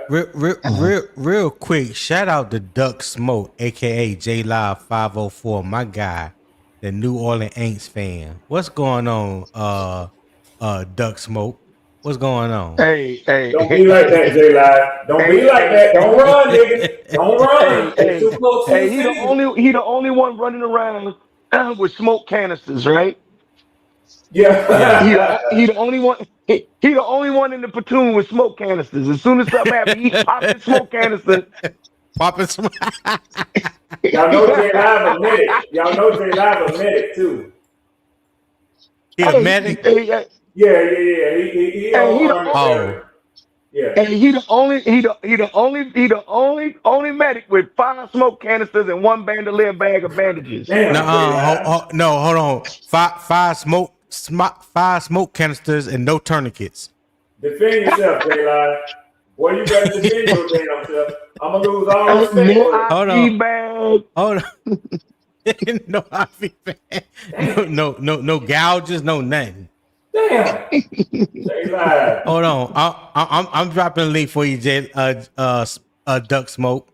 Yeah, they would have link right there. You like that, my boy. There you go. He was like, enough of this bullshit. How Oh, dare you you? like that, J-Live? Oh, he said pharmacy tech. Okay, even worse. Damn. Hey, shout out to Eternal 252 with the $4.99 super chat. He says, "Say less." Hey, I appreciate you, my boy. I really do appreciate you. Thank you for the $5 super chat. Thanks, man. Thank you for always supporting the channel. Thank you for always tapping in. Thank you for your comments, bad or good. Hey, you support the content, and I greatly appreciate that, my guy. Yes, sir. Yeah. Yeah, man. Hold on. Duck Smoke, what's happening? Damn it, Duck Smoke. Damn, J-Live.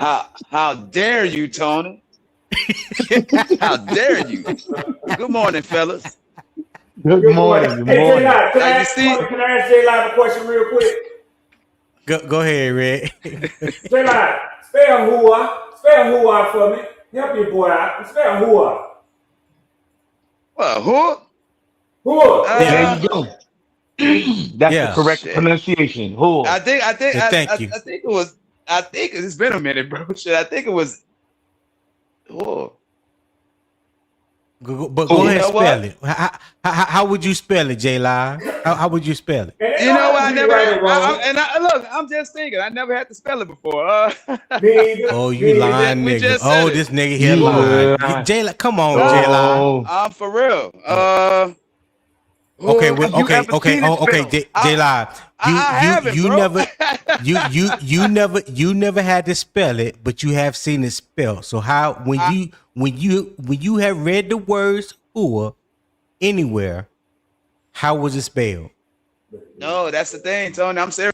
I never saw it wrote down before. We always said it when we answered our drill start, but I never saw it spelled So before. so J-Live. so that's the only time you've heard the word "who" is when you talking to your drill sergeant. Well, talking to my drill sergeant, I answering one of my What? one of the sergeants and shit like that in the military. How long you been in the military? What you? Well, I'm I not told in the you, military J-Live. no more. J Live got Hey. 5 smoke canisters and no tourniquets. Hey, Um, J-Live. Hey, J-Live, I promise you. what's that? If you were to walk down Ardennes 1 block, you'll One have block. 70 hooers. 1 block, you'll hit 70 hooers. 1 block. Well, One shit. block. Any of y'all ever been to fucking Fort Pope? You see too much. Ain't nobody Well, been to you know what? ain't nobody been to Mosquito, Louisiana. I know that's right. No. Hold on. Hold on. Hey, Hold they on, fucked sir. over me. They You made, have hey, given- that was my first duty Hey, you have station. given. Hey, you You probably was there by too much yourself. credit. Hey, listen. Can Oh, I dude. can I talk about Fort Polk, Louisiana for just a second? I've Go been to ahead, Fort go Polk, Louisiana on 4 different JRTC rotations in my military Yep. career. You guys today, JRTC. I've been there PLDC. twice and I That's what they hated got my down life there. each time. So the official terminology for Fort Polk, Louisiana, it is the armpit of the army. It stinks. Yep. It's nasty. It's wet, and It's nobody wants to small. be there. Don't nobody like it. You ain't gonna nothing to find do no there. rebuttal from me. Hey, Sleevesville, Louisiana, baby. Oh, Leesville, the Ritter, Listen, shit, all that shit. hey, J Law, when you was at Fort Polk, how many times you had to wear your sleeves rolled down on your BDUs? All the time. I mean, we shit. You better. Hey, And niggas man, didn't play. Hey, we done lost my control. first sergeant didn't play that Yeah, cute we shit. He have. hated that shit. Yeah, we have. And Tony and Will, I apologize for steering the car into the damn gully. I apologize. But J-Live, I got jumped on by these two damn graybeards a couple of weeks ago. You see, I won't let it go. Because I said that you spell HUA, H-U-A, the acronyms for her. Hold on 1 second, Red, before we get started on that. Hey, shout out to the one and only Ken88 for the $5 super chat. He said Bryce owns ATL and that ain't changing. Plus, this season going to be the best season yet for the team and Bryce. Who? Appreciate that, Ken88. Thank you for that $5 super chat. Thank you for tuning in. Make sure you hit that like button, man. Hey, I greatly appreciate it. Go ahead, Red, with that bullshit. I mean, go ahead with what you was about to say. Okay, yeah. And the one and only, in the future, I'm going to teach y'all about saying that Bryce Young thing. In the future, just stay tuned. And it ain't got nothing to do with the win losses. It's about what Atlanta is famous for and known for. I'm going to teach y'all. Wait, ho. Did Ken88 say Wuha is army slang?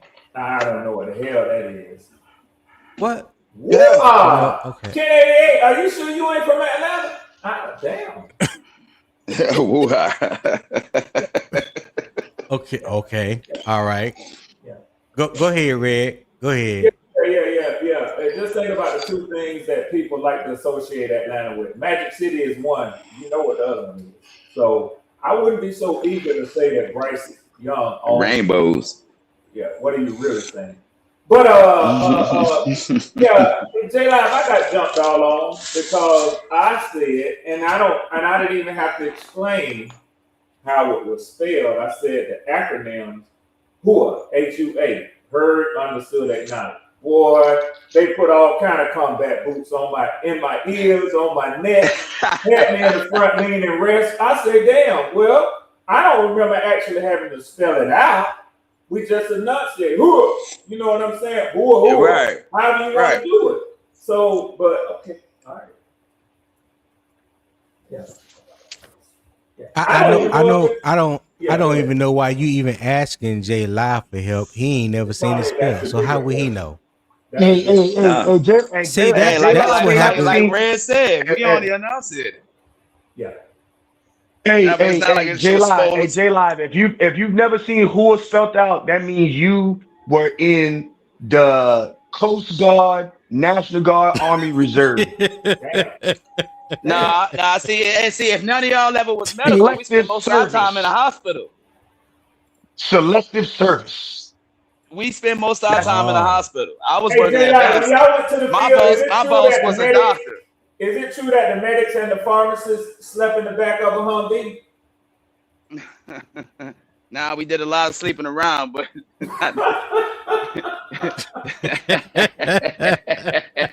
but we ain't slept in no Humvee. Nah, bro, we was always put up nice. Everywhere we went had showers and AC. You did sleep though. Definitely. Hey, but like I said, he did say the most important thing, they will always put up nice. That's what he said. Always. Compared to others, shit. But we didn't go nowhere without that AC unit. You understand me?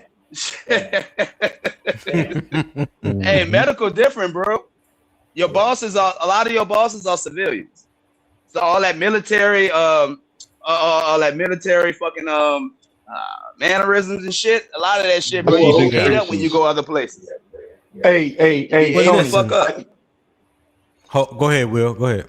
Tony, I'm gonna just say this real quick to Jay's point. I was at the hospital, right? I was at one of the clinics, and I had a concern, and I said, "Hey, let me speak to the leadership." They said, "Well, let me let you speak to the NCOIC." I said, "Perfect, that works for me." Me being a CW5, Right. like perfect. Let me see the NCRC. A fucking specialist came out there. Oh wow! I'm sorry. Yeah. I'm sorry. Damn. What? I said, hey man, go get somebody that's in charge, man. Yeah. He said, I'm the NCRC of the clinic. I said, no. No, you ain't. No, You you took ain't. I it on said, the real. Hey, I but you know said, what, Will? What was fun? What's funny about that? When I first went in, and my first duty station was 20th Engineer Brigade, so I was running the S2 shop over there. So I was a specialist at the time. So there was only four people in my whole brigade that had top secret security clearance, and I was the only non-commissioned soldier that had one. Everybody else was an officer, right? The dude would come into this one captain who was trying to, get his clearance so he could take his hardship tour to Korea, right? I mean, Vietnam, not Korea, Vietnam, the 1 year hardship tour that he had to do. And he came in, wanted to check on the check on his clearance, but at the same time, asked me something about some top secret information. First of all, I didn't give it to him because, second of all, I wanted to know how he knew about that, and when I know he didn't have a top secret security clearance. This dude said to me, he said, "Listen, I don't mean no harm. I don't know you. You don't know me. Let me speak to somebody in charge." I said, "Well, sir, I'm the only person in charge in this S2 shop." He said, "Well, you can't be because you're not a NCO." I said, "Well, I understand your concern."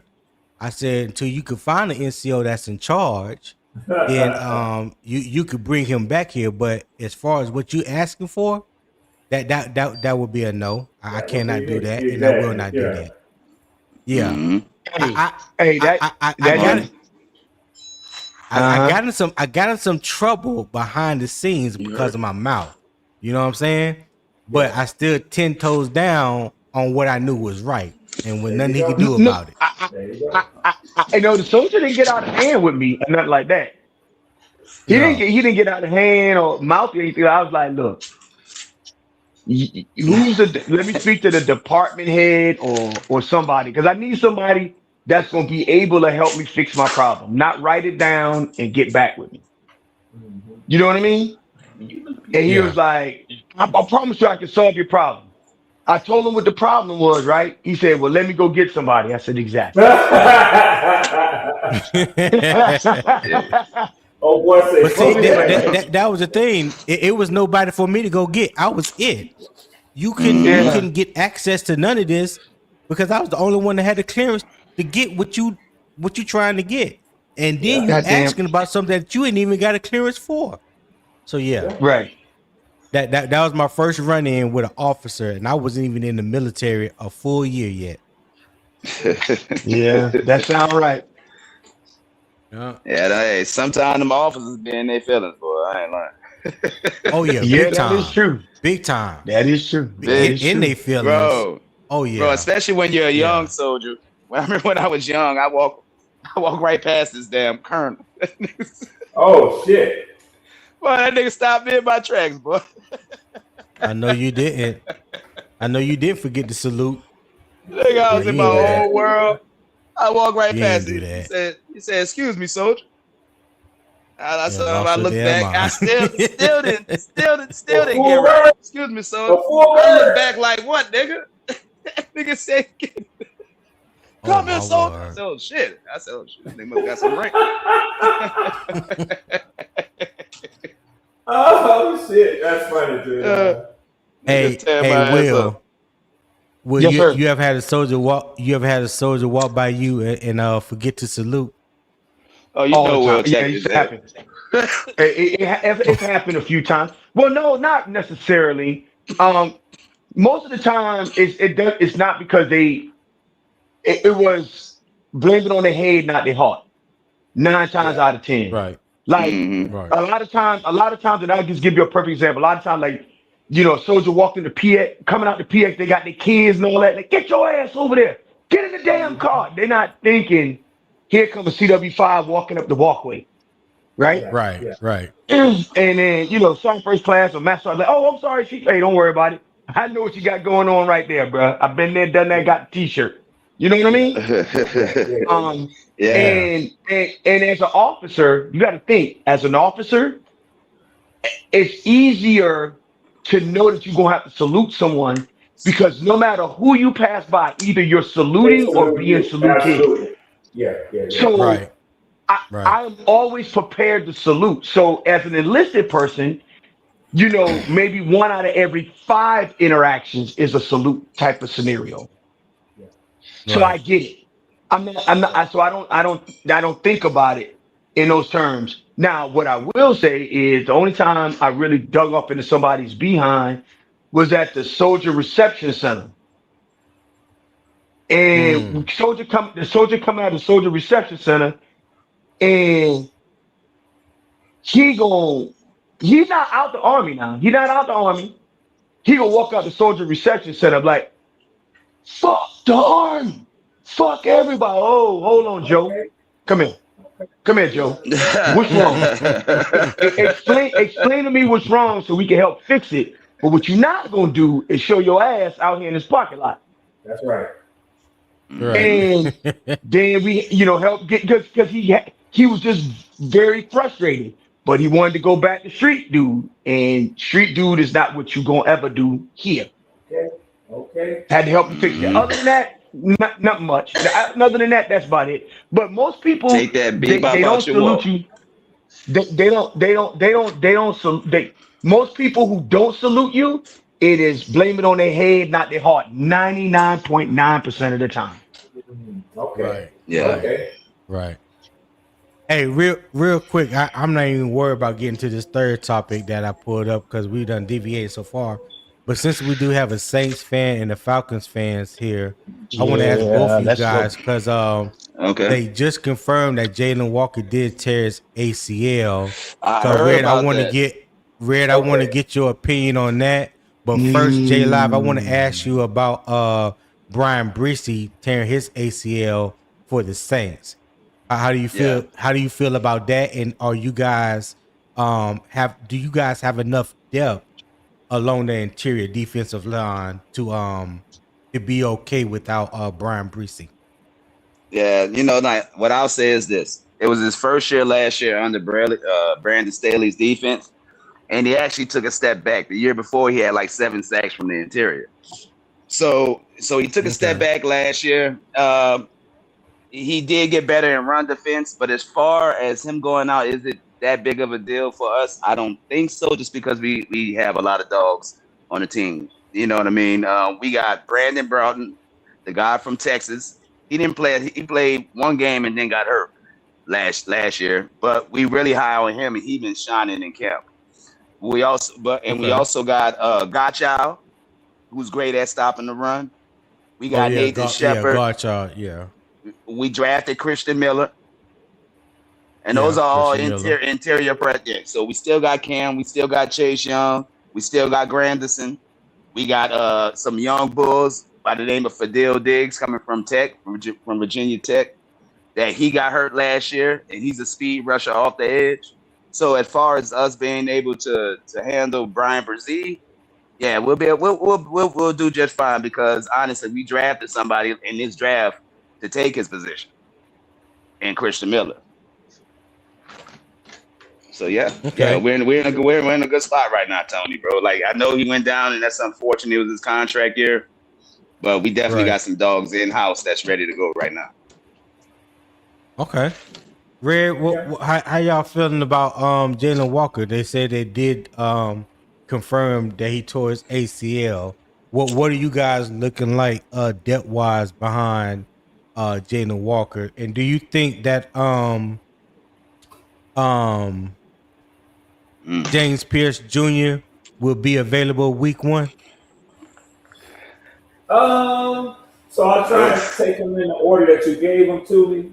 I'm concerned with the Jalen Walker injury, not just because I think that what I've seen in him can't be replaced. It absolutely can if you just go on his production from last year. Right. But what I think is that, and everything that I heard in the preseason is that they had big plans for him this season. Yeah. So that is the biggest thing that concerns me. Now, just replacing, if you look at it straight on what he produced last year. So if you go by that as an expectation, 5.5 sacks. I think there's some quality guys who have experience in this league who can sort of fill that gap. Azeez Ojulari, Samson Ebukam, Braylon Trice. You haven't heard his name since he's been in the NFL because he's been injured his first 2 years. But he's fully healthy. Okay. He's participating. Yeah. Oregon Duck. He's fully healthy. He's participating in all of the summer camp activities. And not sure how they're going to deploy Harold Perkins Jr., but he's in the mix there as well. So I'm not concerned in the aspect that Jeff Ulbrich will find a way to scheme up our defense. That was, as I told y'all last preseason, that was the big difference that saw the jump from the Falcons defense going from the bottom of the league to the middle of the pack last year was Jeff Ulbrich. And I said that. I said, you're going to watch the Falcons defense vastly improve, and you're going to watch the Jets defense take a major slide back. And both things happened. And I said that the common thread is Jeff Ulbrich. And I believe that to be the same case again this year. I think he'll have the defense ready to go. But I am concerned because they had big plans for him, and I hate it. It's tough for the kid to see him miss a season. James Pierce Jr., I don't know, Tony. I mean, normally by this time, what 3 weeks to go before the first game, the league has kind of told teams something. They could wait till week 1 to say, hey, we're putting this suspension on you. I think that would be very, an insult best case to the scenario. organization as a whole. We're not letting them either get him fully prepared or getting the guy who's going to replace him fully prepared. You'd rather know sooner than later. But and I'm not going to speak on what I think it means that the league hasn't come out yet. But the closer that it gets to week 1, the more I get a sense that he might be playing week 1.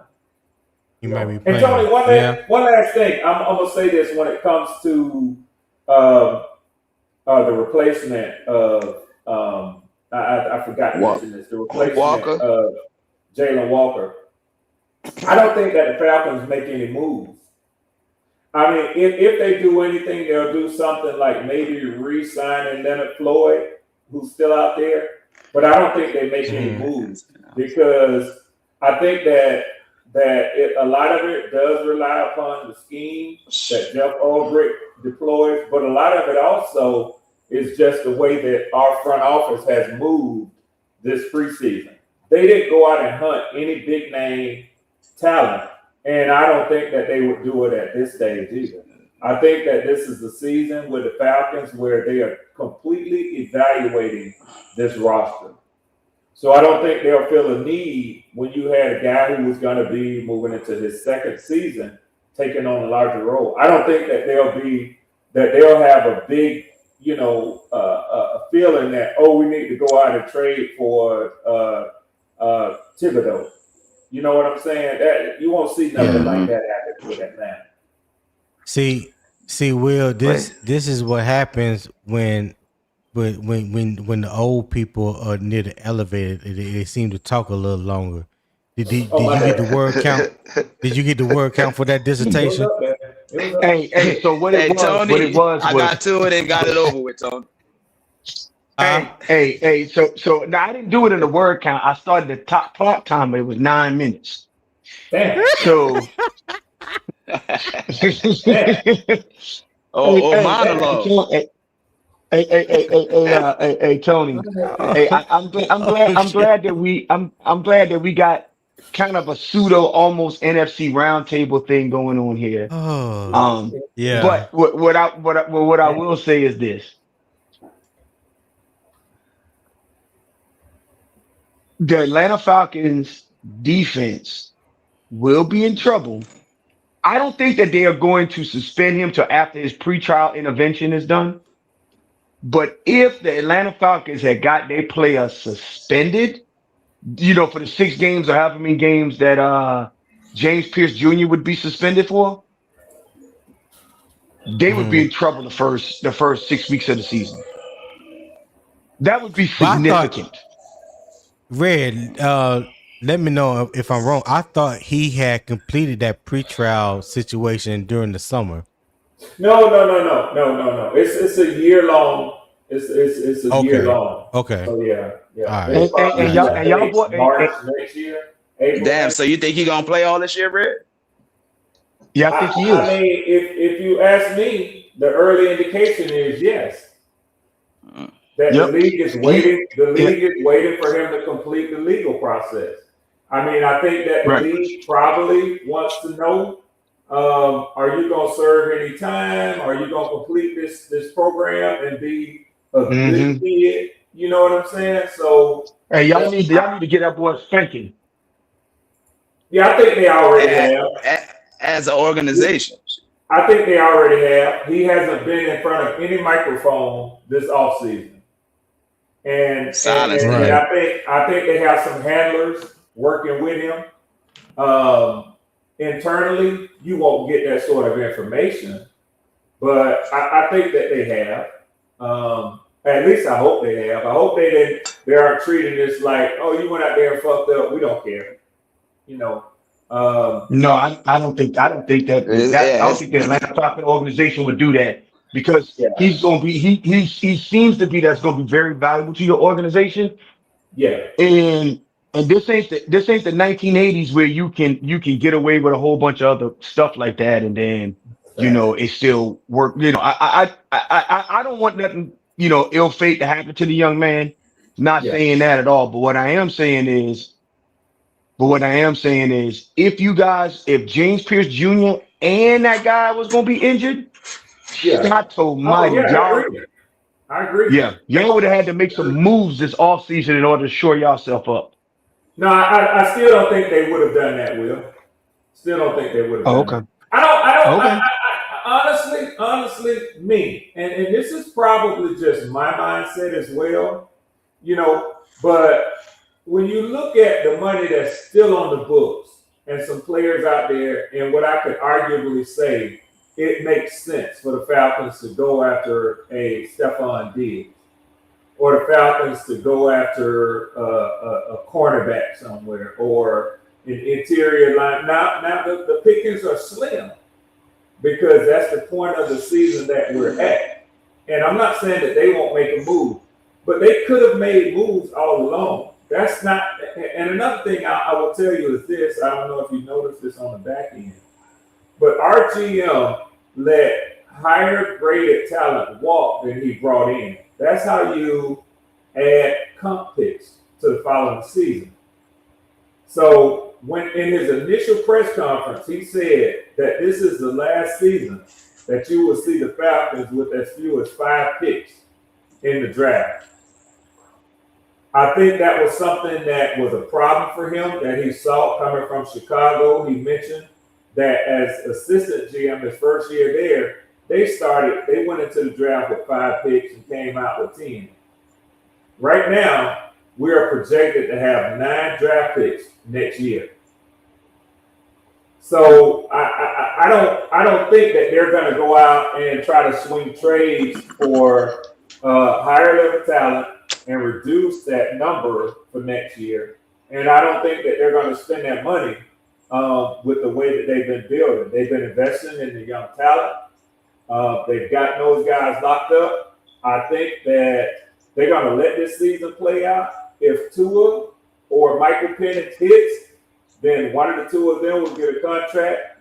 and I think Cooper Rush will remain as a veteran quality backup this year. And we'll see what they do next season. If it all fails, I wouldn't be surprised to see them in trade talks for somebody like a Lamar Jackson or another frontline starting quarterback with the money that they have next offseason. Yeah, if you don't mind. And I was thinking about that the other day, Red. I was like, man, the Falcons are actually in a dangerous situation because right now y'all signed y'all 3 skill players, but you need a quarterback to hit. You got a nice Lamborghini, but you don't have a motor right now. At least maybe you do. Maybe you They got ain't one. got no games for the engine. You know what I mean? I And like no oil I'm in like, there. damn, they really in a very dangerous position because if they don't hit on And threw a quarterback, you don't rod waste 2-3 it all. times. You don't waste a shit ton of money, bro. And I was just saying, damn, one of the quarterbacks better hit. So let me say this real quickly. In the NFC South, you can do that and still stay afloat. That's not. Well, we don't know that. We don't know that. Time out. We are in an ebb and flow. This is not consistent always. Because what about the time when you had Drew Brees, Cam Newton, and Matt Ryan all in the same division? All in the same division. So this is just a lull right now, and I get it. But what I would tell you, Red, if the Carolina Panthers quarterback hit and the New Orleans Saints quarterback hit, and they sign Baker Mayfield down there in Tampa, and y'all don't got no quarterback, I don't care how much skill position you got, you will not win this division. There's a whole lot of ifs in there. But those are very. But hold on. There's a whole lot of ifs in there, Red. There's a whole lot of ifs in there, Red. But that is more. But those ifs are more feasible than Tua Tagovailoa hitting, you signing him, or your quarterback. You're gonna play both quarterbacks this season. You know that. And you got a new coaching staff, a new front office. You got a whole lot of stuff going on. You got Bijan Robinson, Drake London, Kyle Pitts, a decent offensive line, end of list. Right now. You're saying on the offense? No, end of your defense, your secondary, you got one great player on secondary. Right They now. lost their best linebacker. Then you lost. That's what I'm saying. You lost your best linebacker. I'm not here to say oh, I'm down on the Falcons. I'm just saying. No, what I am saying is when you said that you don't need a quarterback to win the NFC South, I think you need to rethink that particular statement. Yeah, that's he all don't believe that shit. I said all of that just to say rethink that. He don't believe it. Okay, so can I have a moment to respond? Okay, buckle up. Will, you're right. Start the time on this nigga. You stated it rightly when you said that's a whole bunch of ifs. You know what my drill sergeant says? If worms had machine guns, the birds wouldn't fuck with them. Okay, that's what I think about your ifs. Now, you said if Bryce hits, if Shuck hits, if Baker returns. So if you're gonna give leeway to all those ifs, that was your take, your opinion, you're entitled to it. I'm gonna state mine. If Michael Penix returns from the injury and hits, and if Tua returns to his 2023 form, that's as far as I'm gonna go with ifs. But to my point that the NFC South is a winnable division, even when you don't have a top of the league quarterback. The Falcons have placed second and third the last 5 years with the last 4 years, with Marcus Mariota, Desmond Ridder, Taylor Heineke, Kirk Cousins, and Michael Penix.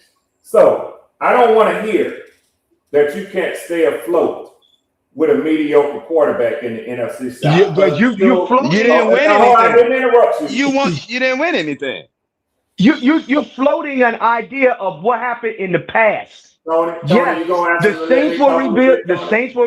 The Saints were rebuilding. The Panthers were rebuilding. Us in Carolina. We're at the tail. Y'all gonna let me respond, or you think I'm we're gonna the- just lay here and let y'all keep? Okay. Oh, my Okay. bad. Will. That Start red the finish. time. My bad. I got it. Okay. My Restart mic the was time. muted. Hey, J.I., I know you don't hit the link often, but Tony likes to keep some order and decorum over here. Some decorum over here. I got you, Red. Yeah. So Yeah. what I said is, Long-winded until ass. proven otherwise, if Bryce Young hits, which he hasn't yet, he's still a below average quarterback in the NFL. If Tyler Shuck shows that the promise that they saw with a 5-4 record in 9 games is more than just a 500 quarterback in the NFL. If Baker Mayfield returns to form, then maybe one of those teams will take off in the NFC South. But maybe the same thing will happen to the Falcons. That's all the ifs. Now, when you talk about those premier East, top 10 at their position, talents on the offense, I still say, as they have been, enough to keep the Falcons in the fray in the NFC South. The Falcons are in the best position of every team in the NFC South that when they get the quarterback position right, they'll take off. They'll return to the days of the Matt Ryan, the Drew Brees, the Cam Newton. That's when they'll return. Now, I agree that the Carolina Panthers have built a good roster. I don't think it's the best roster in the NFC South. And I think the New Orleans Saints are building a roster. But I think you sell the Falcons short when you say on defense, all they have is Jesse Bates. And that's fine if that's your opinion. I don't know if you watched Xavier Watts last year. I don't know if you noticed that they had, as y'all like to say, a projected first round Nick Scorton that y'all found in the second round, a projected first round Avion Terrell that we found in the second round. I don't know how that's going to hit or play out. I don't know how Billy Bowman is going to return from his injury. I don't know how the acquisitions of Samson Ebukam and Azeez Ojulari, or the suspension of James Pierce Jr. in his second year, will play out. I don't know. I don't know how Brandon Dorlus, if he'll continue the same path that he was on last year, where he tied for most sacks in the league, which y'all don't talk about, and that's fine, in Jeff Ulbricht's scheme, as a defensive tackle with 8.5 sacks. But you keep sleeping, is what I would tell you, on the Falcons defense, which was better than yours, by the way, last season. So Yeah. all of that I say, all right. Yeah. all of that I say, and those are facts that I'm spitting. What I would say is, you don't talk to me like that. And I'm about to finish. The quarterback position is the bright, shining thing that hasn't been solved since Matt Ryan left. And we're still in search of that. And I think every other team, since those heydays that you mentioned, of the Matt Ryan, Drew Brees, Cam Newton, is still in search of that as well. All right, Is that the end of that? Is that the end of that? I think it was J Live. Is that the end of that, Ray? Jesus. Yes. Okay. All that to say that y'all motherfuckers got problems. I didn't do that. We know y'all got problems, Red. Go That's ahead, the biggest J-Law. question mark. Yeah, they got too many problems over there in Atlanta right now, Red. I mean, it's too much to ignore. You know, you might be able to get past one or two, but it's too much. It's too many moving parts, bro. It seems like a whole bunch of chaos. I mean, fuck, it's just not what you want going on at this time of year. You want your team focused and you want players getting better. And y'all worrying about bullshit right now. Y'all going through a whole lot of change, bro. Is that gonna play out throughout the season? Going by history, yeah. It most likely probably will. But we'll see, Red, bro. I know it's a if, and you might be optimistic with your team, but ain't shit about the Falcons screaming contender this year, bro. From the outside looking in. I agree. Go ahead, Will. All of that by saying, Red, all I say is this. I believe that the only hanging question that we have in Charlotte right now is, will Bryce Young take that leap that is necessary? That is the question at hand this season. It's not about our defense. It is not about our skill positions. To a lesser degree, it's not about our offensive line. That is the question that is hanging. You have far more questions than that. So to say that, well, you don't really need a quarterback, and I won with Ritter and Trask and all of that, when it was clear that New Orleans and Carolina were both figuring things out. We were changing out coaches and everything. You got a brand new coaching staff. The jury is still out on your coaching staff. He might have been 2-time coach of the year in Buffalo. I mean, in with the Browns. Cleveland. But so was with the Browns. But so was Ron Rivera before he went to Washington. You said it, I didn't. You still got a losing record in this league. And so just because you were 2-time coach of the year in one organization doesn't mean that translates to the next organization. All that is, your resume gets you hired, your productivity gets you promoted or sustained.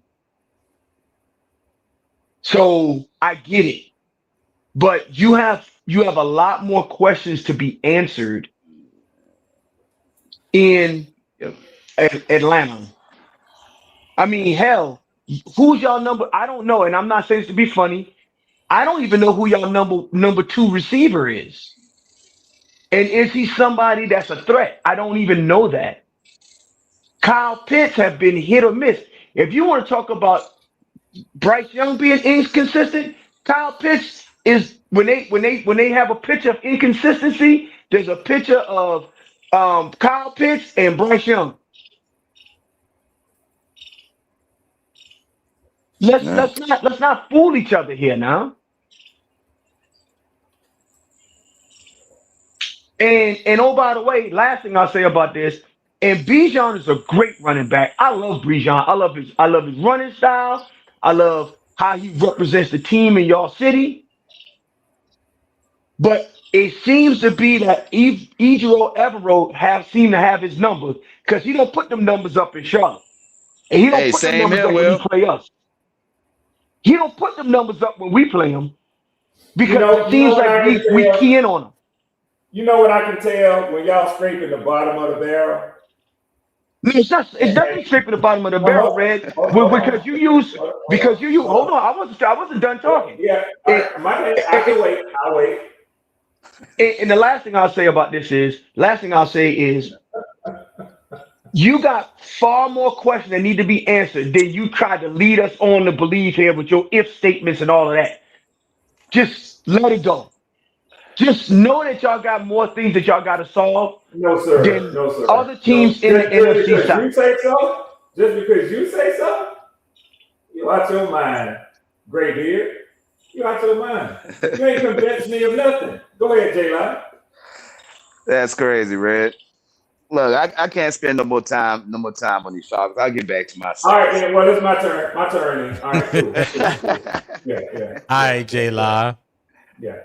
Thank you, Tony. It's my hey, turn. you heard the host.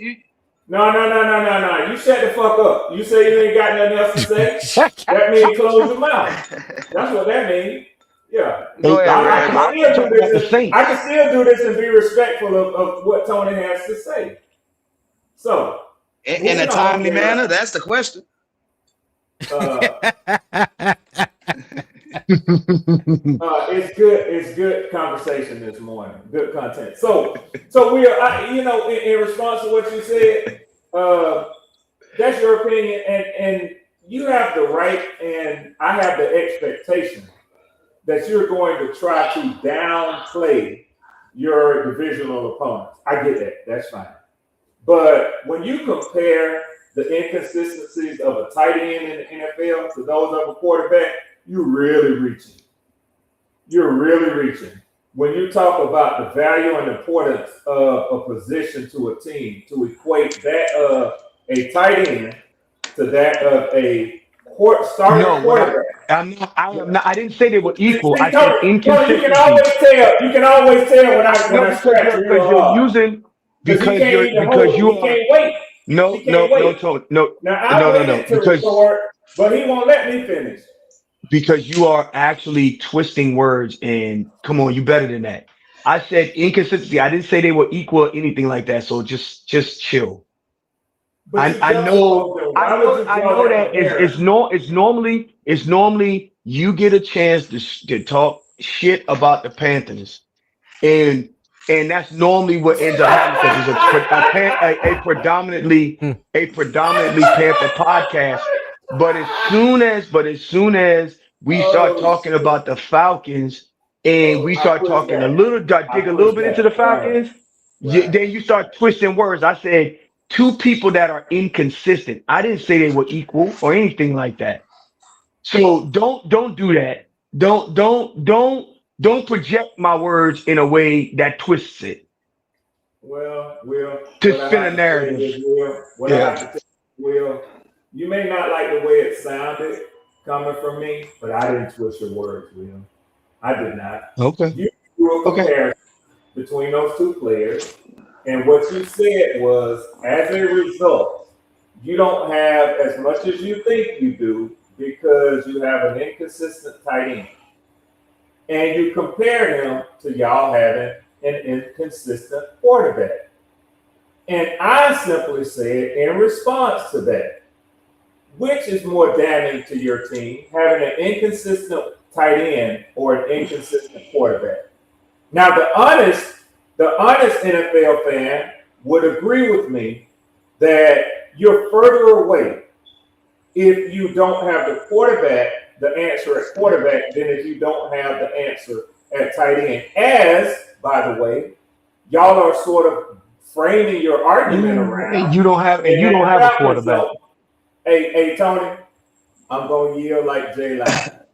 I'm trying real hard here. But the truth hurts like a motherfucker. You'll be all right. Hurts like a motherfucker. You'll be all right. You'll be all right. You talking about you? I'm trying real hard. You'll be all right. I'm trolling the hell out of you like you trolling. I'm trolling the hell out of you. Oh Lord. I'm already all right. That's why you said you trying hard. Try harder. Yeah. Hey, try harder. Guess what though? We gonna get all the answers in a couple of weeks. You're right. Sure will. Try harder. Yeah. Try harder. That is the truth. Hey, when y'all game is? Y'all got that Hall of Fame game? Is that this week? Tomorrow Thursday. Yeah. Oh shit. Tomorrow night. Tomorrow night. The NFL is gonna be kicking off. Hey, did they tell y'all how they roll? How they gonna play it? Any starters gonna play, or how they doing that? No starters playing. Okay, as they should. Hey, Tony, I had to just say this last thing to you real quick. So, that game where we beat the Falcons 30-0. Yeah. My wife and I got a video of the Falcon bus pulling into the Charlotte International Airport, crossing over and going over to the tarmac. And we was watching the video. Yeah. It was beautiful. You should have saw when they got off the bus. You know how they had their post game meal laid out there on the tarmac so they can get snacks or whatever, fruits, whatever. Now nobody got any damn thing to eat, dog. Nothing. They was sick to their stomach. Hey, It felt so good. Rewatching the video, hey Tony. As a matter of fact, if I think my wife got it. If my wife got it, I'm gonna send it to you on WhatsApp. We was watching them, and they couldn't even eat. They were sick. Blanked them boys, 30-0. Blanked them Mm. in the Y'all year was of like that, our huh, Lord. Red? The year of 2025. In the year of our Lord 2025, the Carolina Panthers beat the Atlanta Falcons three Hey, Tony. times in the year of our Tony, I'm Lord gonna make a phone 2025. call real quick. I had hold on a second. I had my work headphone up to my ear and this one up to the right ear. But I will say this: it's interesting. I did hear Tony, even though he just said that he was talking just to you. But let me say this. I will say this. I'd rather see that than a bunch of players acting like they didn't just get their ass whooped 30-0. But let me make this call real quick. Yeah. Well, fellas, Somewhere. All hey, right, man. we Sorry about about to that. get up out of here. Been here almost Yes, sir. 4 hours now. I hope everybody has enjoyed the content. I know I deviated at the end. It's all good. Sometimes it's better like that. You know what I'm saying? So anytime I can get Red Swarm, my brother Will up here, Duck Smoke. Glad that you was able to make it. You know, That's messed up. Well, I was just out there trying to make a living for my family, bro. I said, look at these. Nah, Will. I said, look at these low blows, Will. man. Tony, I'm like, damn, I'm at work right now. I'm I gonna tell told him you. to I'm gonna spot tell back. you why. I'm gonna tell you why J Live telling a lie. Now you know he always in the chat. You know he be having little stuff to say here and there, right? So I started doing my opponent spotlight, right?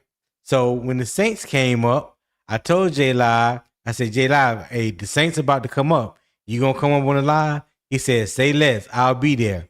Boom. Saints. That's They not start what I talking about the told him, Will. Saints. That's not what you said, J Live. What you say then? Tell me. What I said? Go ahead. What I said is, if I'm not working, I'll be there. That's what I said. That's what you said?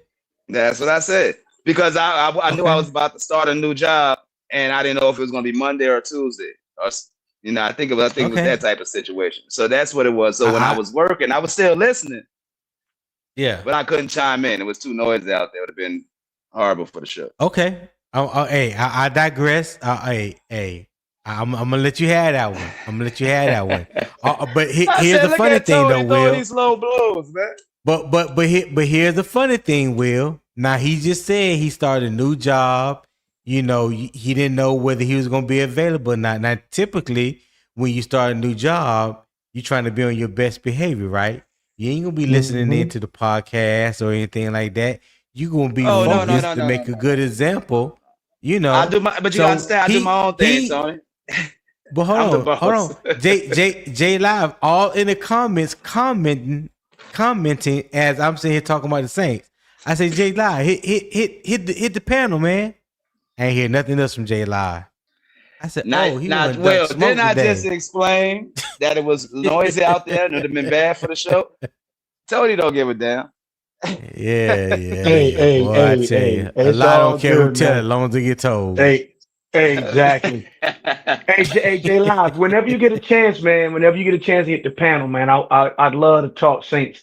And I apologize to the chat and to the panel. I just wanted to troll Red because he's been trolling us about our Panthers. And I had the one opportunity. You opened it up for Falcon Talk.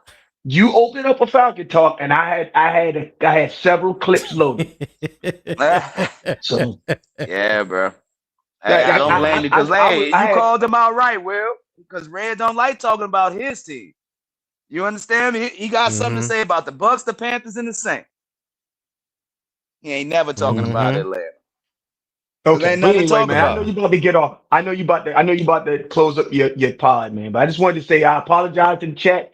I had to troll them just a little bit. I had them for a minute. It's all good. It's all good. But listen, hey, we about to get up out of here. I ain't about to do no closing statement. No, none of that. So, you know what I'm saying? I appreciate everybody for being here. Everybody on the panel. Will, J Live, Red Swarm, Rashad. Everybody that was on the panel today. I think Nick Trostate tried to come on, but he had to make a run. But yeah, I appreciate you guys tapping in. I will see you guys tomorrow, same time, same back channel. All right. Until then, everybody keep pounding.